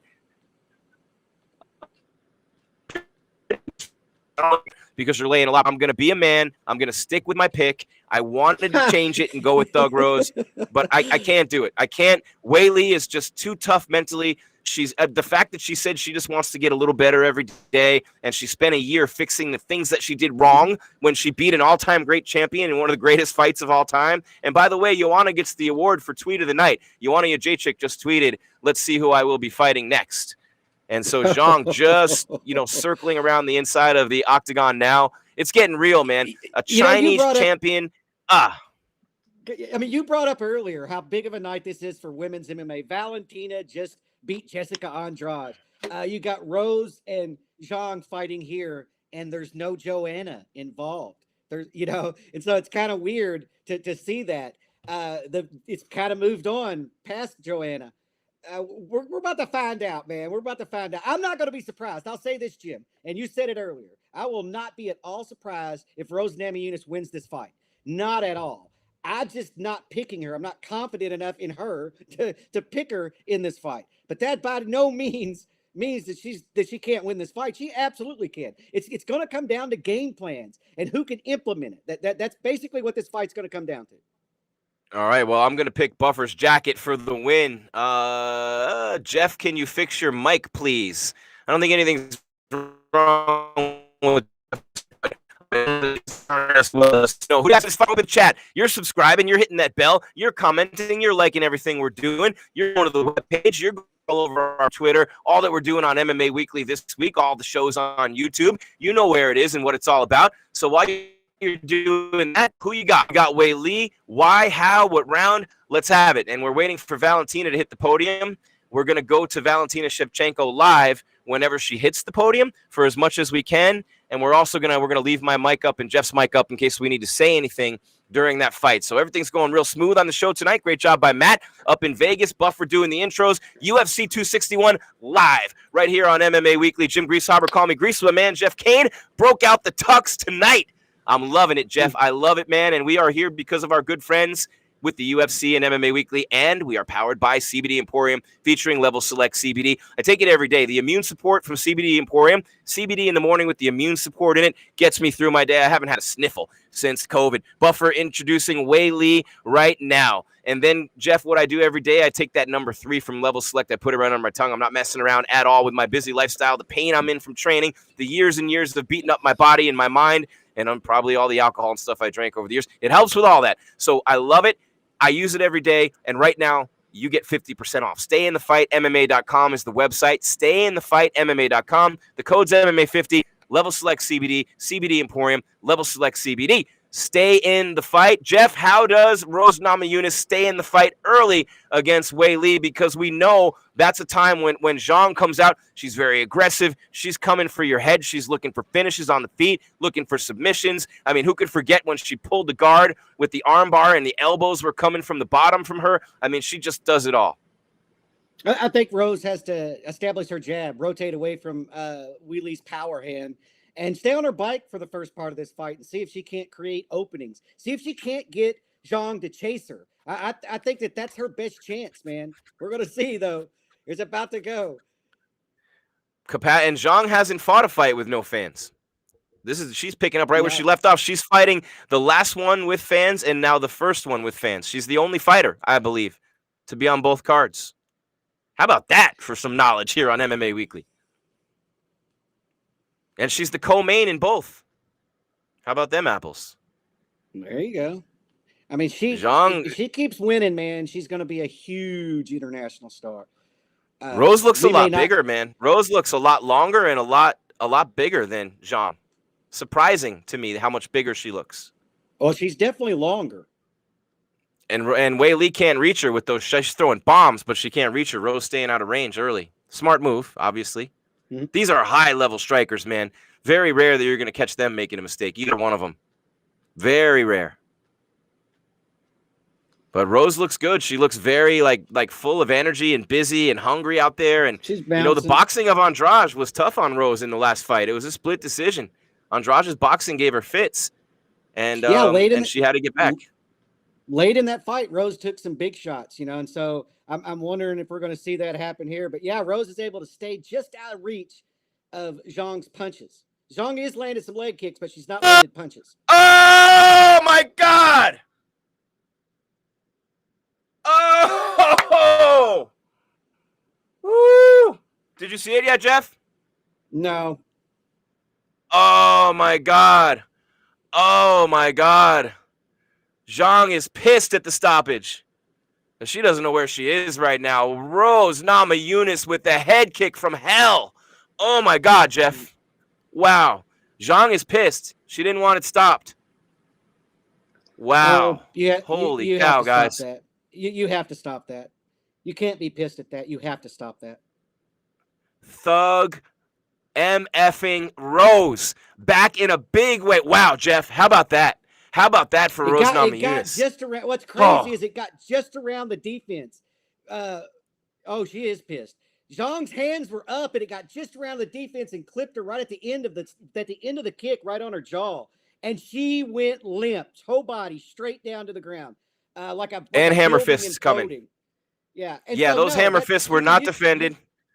Well, if you go limp like that, you can't complain about a stoppage. That wasn't getting dropped, and that was your whole body went limp.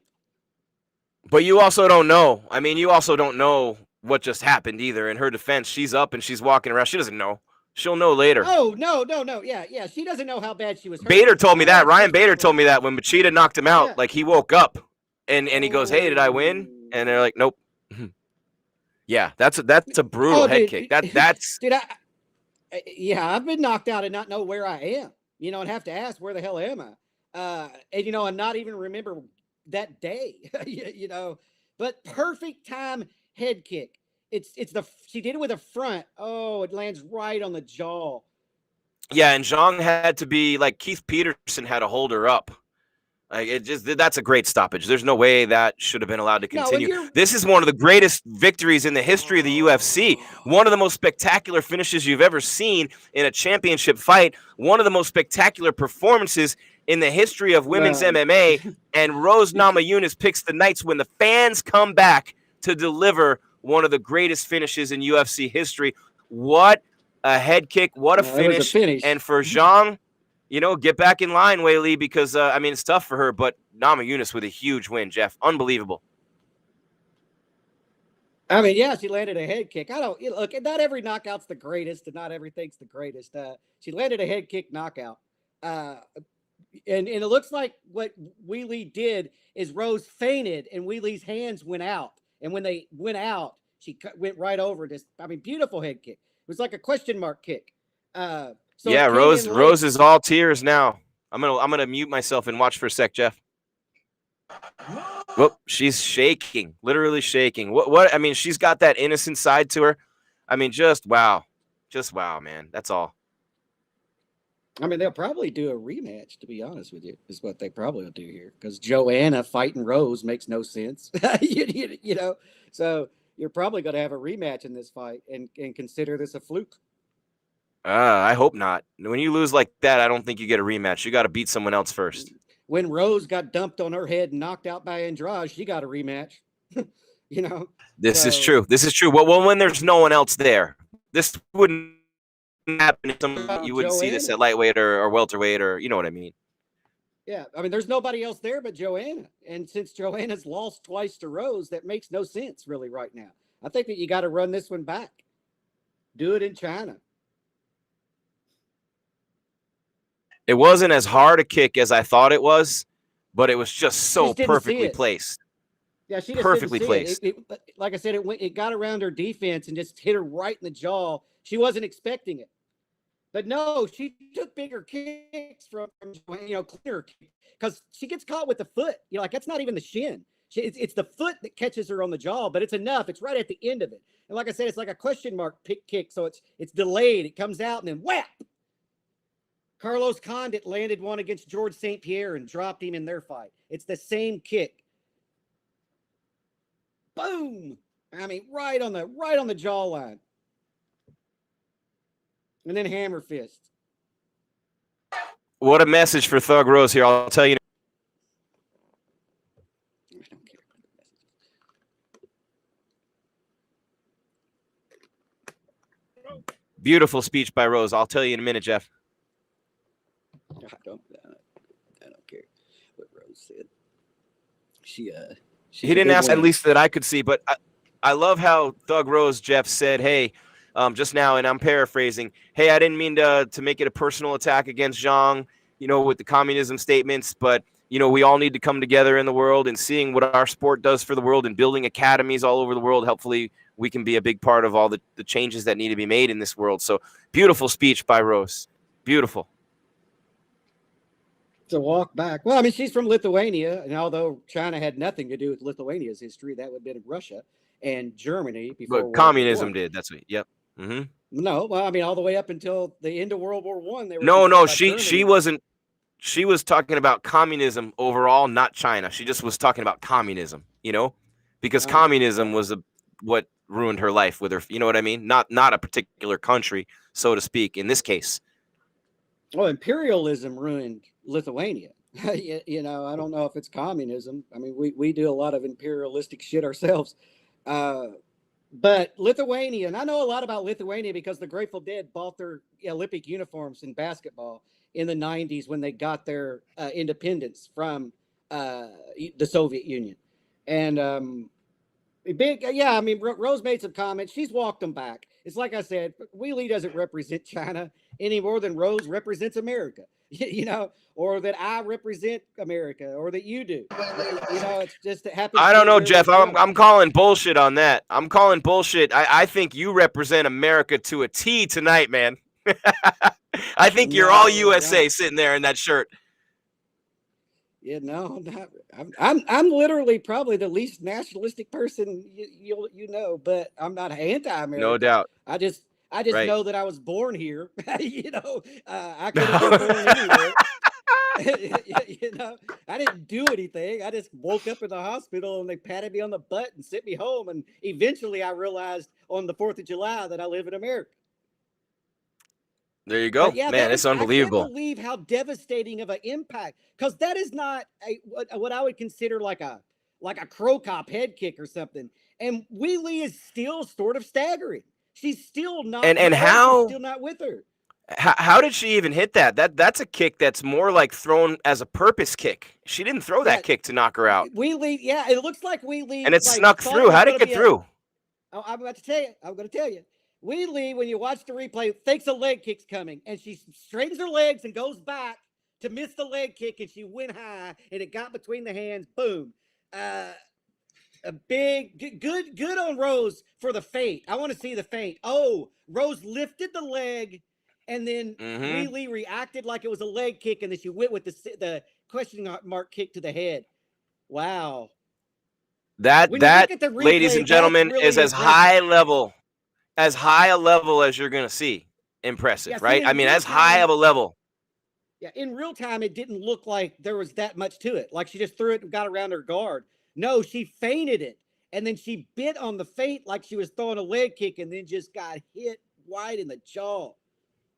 That's crazy. Samuel Davilo says, Jim sounds like he hates America. I don't know where you get that from. I love America, man. I love this country. So please don't think that. Rose's grandfather was indeed killed by the Soviets. And so that's why she hates communism. And you would too, obviously, if you were her.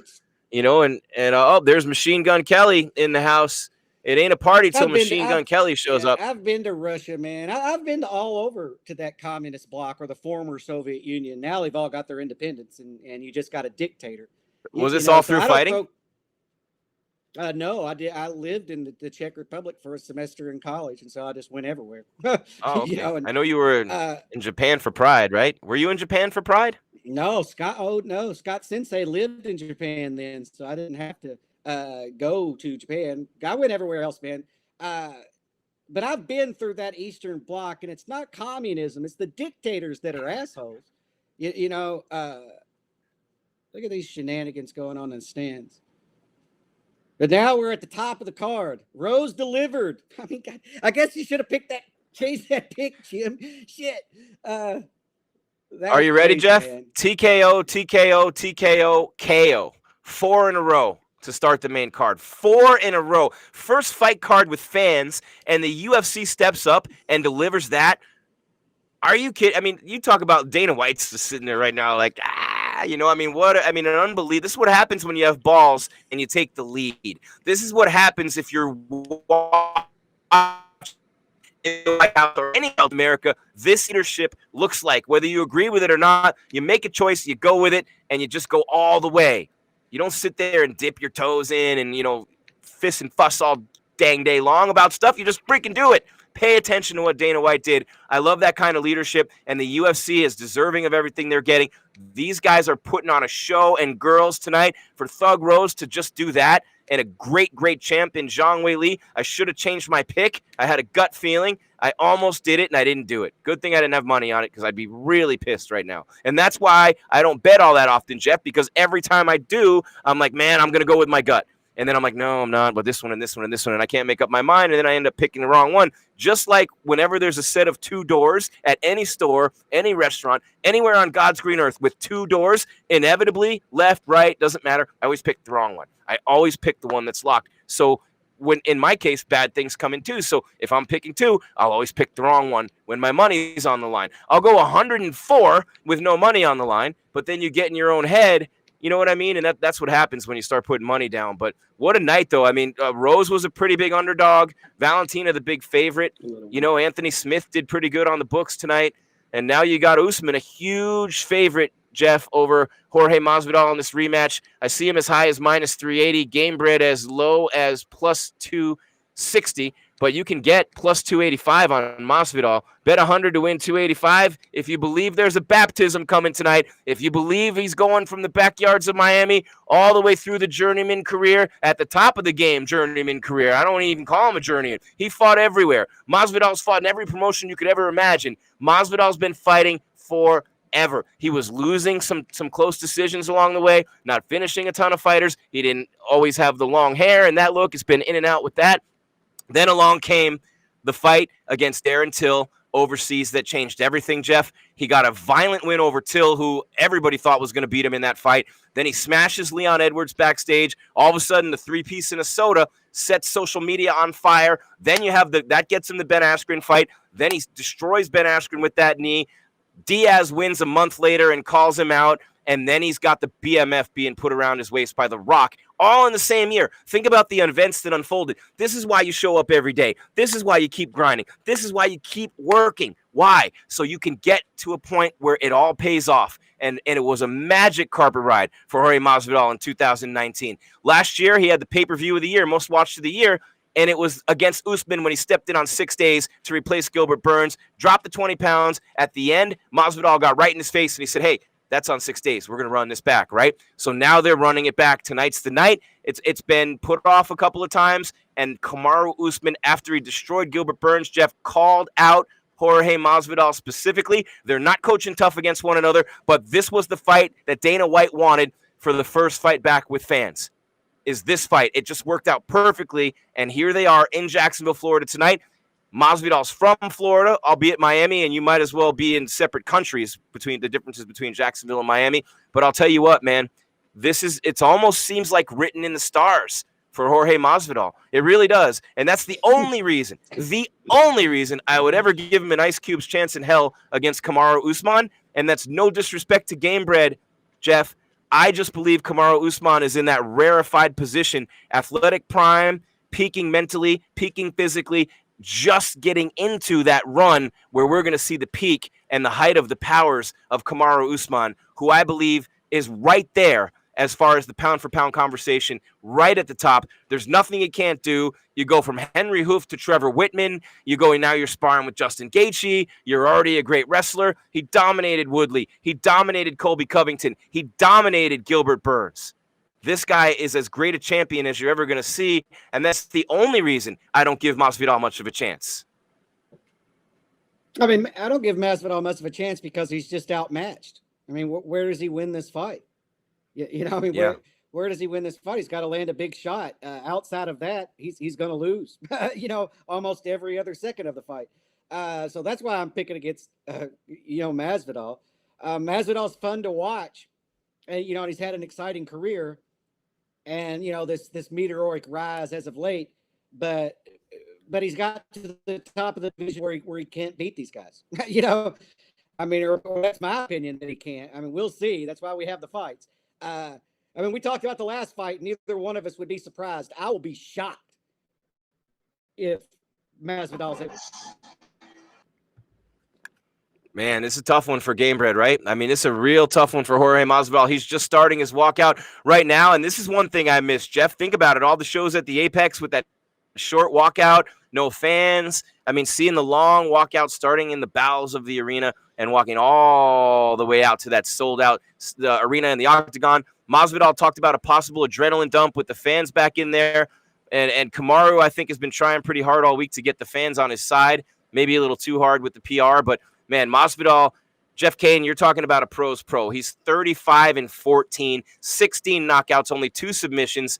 He lost to Kamaru, and he lost to Wonderboy and Damian Maia, back-to-back. That was 217 and 211 back in 2017. Did not fight in 2018. You remember, he took the time off, and he came back against Darren Till. And sometimes, look, he didn't fight between November of 17 and March of 19. And somewhere along that ride, some way, somehow, something happened. Some magical fairy dust or something, Jeff, because he came in right after that with the Till win, the 3-piece in the soda that same day. Right after that, he backs it up with the Askren knee and the BMF against Diaz, back-to-back, going one bigger than Drake, back-to-back for Gamebred. And, you want to give him a mulligan on that loss to Usman because he took it on 6 days. So this is a guy who's dangerous in every position. He can't wrestle or grapple like Kamaru, but he's smart. He's seen everything in there. He's strong. You're not going to intimidate him. He's a street fighter, and he's got the power to finish this fight from anywhere at any time. So this is something that, you clearly see, at least I do. I feel like Usman has all the advantages coming in skill-wise, performance-wise, peak of his powers-wise. But Masvidal, he's up there in age, man. He's just, I don't know, man. There's something I feel about him. But I just think Usman's too damn good. I really do. I just think he's too good. Yeah, I mean, there's a reason why Usman is the number one guy in the world, and there's a reason why Usman called for this fight rather than the actual contenders in the division, right? I mean, this is an easier fight for him. He's been in there with Jorge. He's felt Jorge's power. He's felt him in the clinch. And I don't give Jorge a mulligan because he sure as hell wouldn't have given Kamaru Usman a mulligan had he won. You know, so it's just that short notice stuff. He accepted the fight and he accepted the paycheck and he accepted the loss. But it is good fight promotion. You know, it does help sell this fight. But I agree with what Whitman says about this. Is what can Jorge bring to the table that he didn't last time? A little better cardio. You know, I mean, he can't reinvent the wheel. So it's going to be. Well, no, but losing 20 pounds in 6 days, though. You know what I mean? You know what I'm saying? Well, yeah. I mean, he's going to be in better shape. I don't know if it's going to equate. It better equate to hand speed, you know, or we're going to see much of the same. And if you do recall, in Usman's last fight is his jab that looked phenomenal. He's got this phenomenal jab. I mean, crazy jab. And so we'll see. That could get him too confident, though, to where he stays in the pocket too long with Masvidal, and that's where you don't want to be. No, and I mean, what a story, man. Fighting in the backyards of Miami. His dad was, 20 years plus in jail for manslaughter and drug trafficking.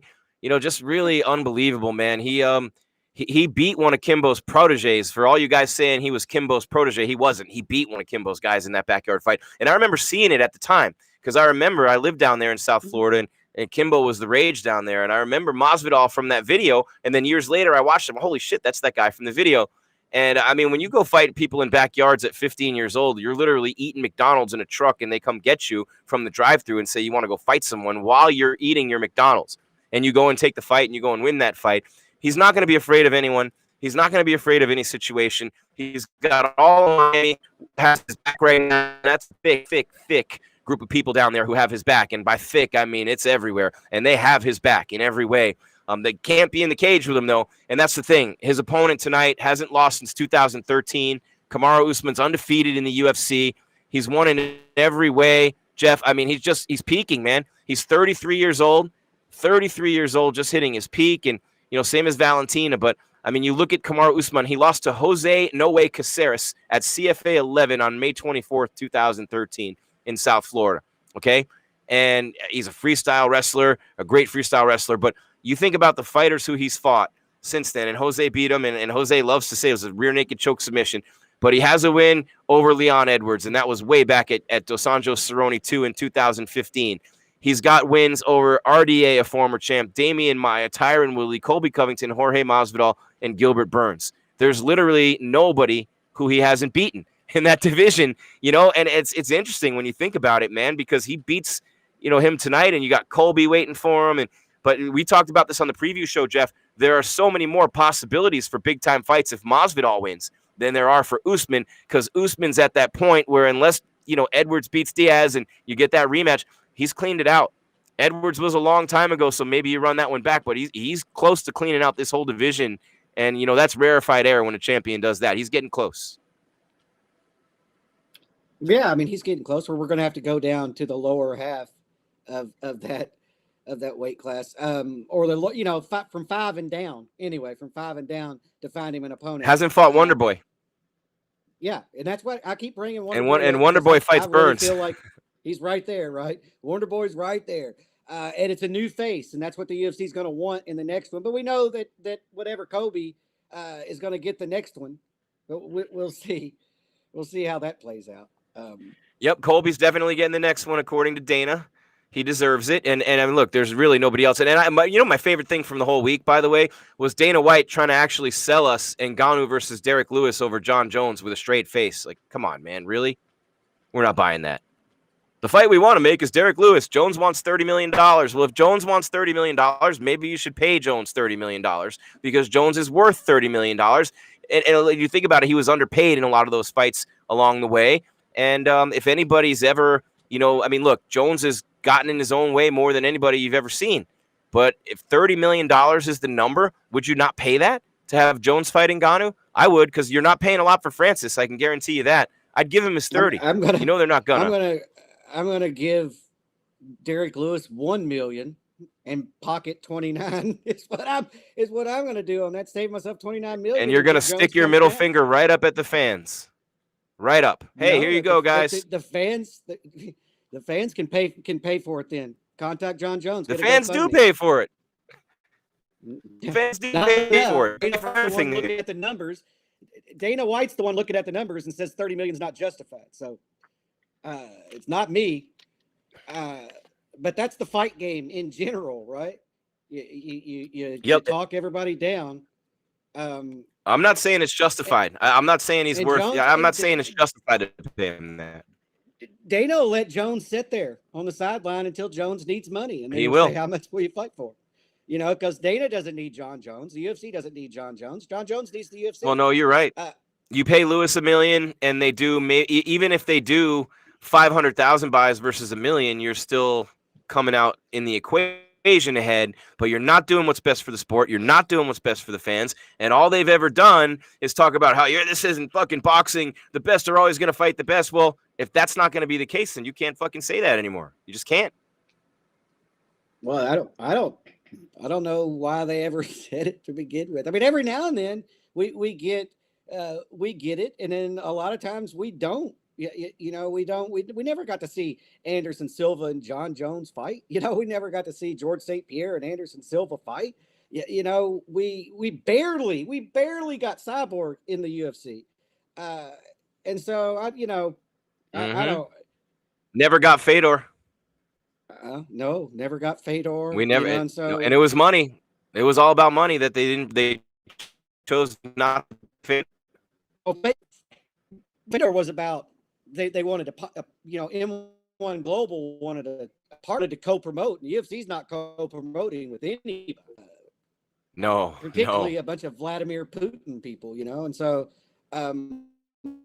he said, forget it, go stay over there in Strikeforce, and then he hired everybody. Then they bought Strikeforce, and so Fedor really didn't have a job. That was good times, Jim. Those were good times in MMA when the UFC was just purchasing everybody that they didn't, all the competition.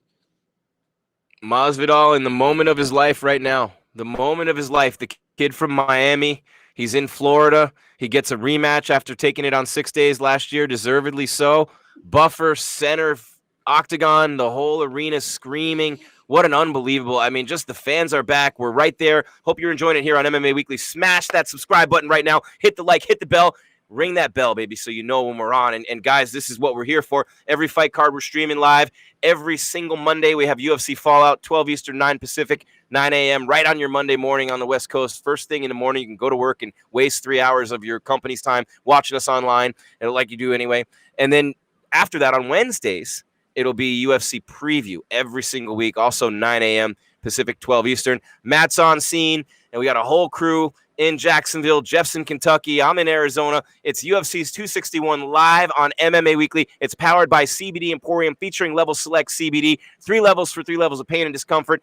Level Select CBD from CBD Emporium. You get 50% off right now. All you have to do is go to stayinthefightmma.com. Stayinthefightmma.com. Enter the code MMA50. We should give away one of Jeff's shirts, too, one of his bow tie shirts with the CBD deal. It's buy one, get one free right now. It's BOGO. That's right. It's buy one, get one free for Level Select, which is pretty much the same as 50% off. The intros are almost done, Jeff.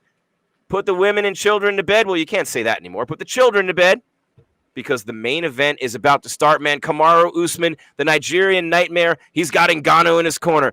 Gamebred, Jorge Masvidal. Usman walks all the way across the octagon into Masvidal's corner instead of meeting him in the center of the cage. There's a show of some gamesmanship right there, and we are about to get started with this welterweight championship matchup. Jeff, the main event, Kamaru Usman. All these wins in a row, 18 wins, 1 loss, 8 knockouts, 1 submission. He has been on a roll. He has finished 2 of his last 3 fights with TKOs against Colby Covington and Gilbert Burns. He has had 1, 2, 3, 4, 5 fights that have hit the 5th round, just so you know. So he's not going to get tired in there. It's something he's done a lot of in Masvidal either. He's been around forever, fought in a lot of long fights also, but doesn't have that 5-round experience except the last time out against Usman. But here they are in the center of the octagon, Jeff. It's underway. Usman the champ, Masvidal the challenger. And we'll see. Usman he got hit with a big shot early in his last fight. When he gets hit with big shots, it's usually early in a fight. Kobe hit him early and then wasn't able to capitalize. Now we're going to see if Jorge can do the same. He didn't jump out with a flying knee this time. That's good. Nope, and he threw a front kick too. Front kick right at the solar plexus, came up a little short. And Usman changed it, like sliding over to the left and landing a beautiful left hand. Yeah, his jab and his footwork. How quickly he slid to his left to throw it. Whew. His boxing's getting legit, Kamaru. His striking just keeps getting better. But again, oh yeah, he's put in a lot of work. That can get you in trouble, though. Ooh, Kamaru, huge right hand. I don't think I said this on the show, the preview show. I don't think Jorge can strike with him either. He doesn't have anywhere where he has an advantage, at least to me. I don't think so, unless they turn it into a brawl. Like in a chaotic situation, I think Masvidal has the advantage because of his experience. But when do you see Usman get into a chaotic situation? Wow. Interesting. Feeling each other out a little bit here. Usman has landed a couple of big shots. Didn't look to hurt him. Usman now trying to work the body. They're just kind of dancing around each other in the center of the octagon. Kamaru all over the octagon, changing stances, changing levels, very active early, giving Masvidal a lot to think about. And he's so quick. He's so fast. I just think he has a big speed advantage here. Yeah, I think he's already has Masvidal reacting to him, which is not going to be good for Jorge. It looks like Jorge's biting on everything Usman throwing. And he keeping his left hand down low. That's not going to work. It's not going to work. No, but Masvidal, he just threw a flying knee and partially connected. Now he gets dumped down for his troubles. But Masvidal did throw a flying knee, and Kamaru makes him pay for it. It's interesting when you think about, Usman's wrestling and his ability. That's a big gamble early in the fight for Gamebred. A big one. And it did not pay off. Yeah. He's getting pummeled right now from top position by Usman. Yeah, I mean, we talked about how dangerous that was when he threw it against Ben Askren. It's more dangerous to throw it against Kamaru, who is the better athlete with more punching power and more finishing power. I mean, we'll see. He's working inside Masvidal's guard. Masvidal's fine on the ground typically. He trains at American Top. Good elbows. He's been, but from the ground. But this is a dangerous spot. This is where he finished Burn. This is a very dangerous spot for Jorge Masvidal. Very obviously. Oh, yeah. But he's landing some pretty decent shots from the bottom. Fine on the ground. Yeah, Jorge doesn't throw up a lot of submissions, put it that way. But he doesn't get put in a lot of danger to be submitted either. Right. And Masvidal working his way up against the cage, trying to stand up now. Oh, it was yeah, I mean, Masvidal's being active off the bottom, landing little shots. Usman's landed a couple of big ones from the top. And right now, it's like Jim just said, Jorge's made his way over to the fence, and he's going to try to use it to stand up.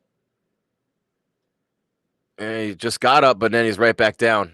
Now working his way up, fighting hard. He's still got a minute plus left in the round, and now Masvidal on his feet and out. Now they're standing up, but those takedowns take a lot out of you. Mission accomplished for Kamaru Usman. He's winning this round. You want to win rounds. You want to bank around, and Masvidal just walked into a huge right hand in his southpaw position, and then he got his neck snapped back by a big jab. Kamaru's landing.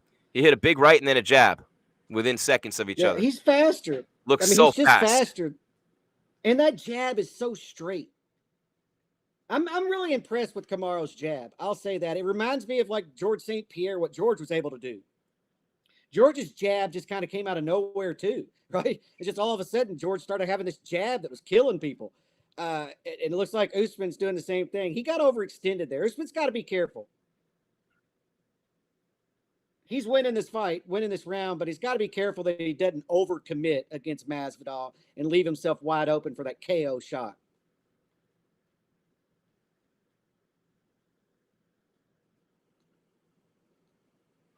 Interesting. There's the end of the round, and Usman. Yeah, end of the round. Talking to Masvidal. I don't know why he's throwing his arms up in the air like he just won a round. He got worked. Masvidal got worked in that round. But, I mean, he's in the fight. He looks pretty tired on the stool.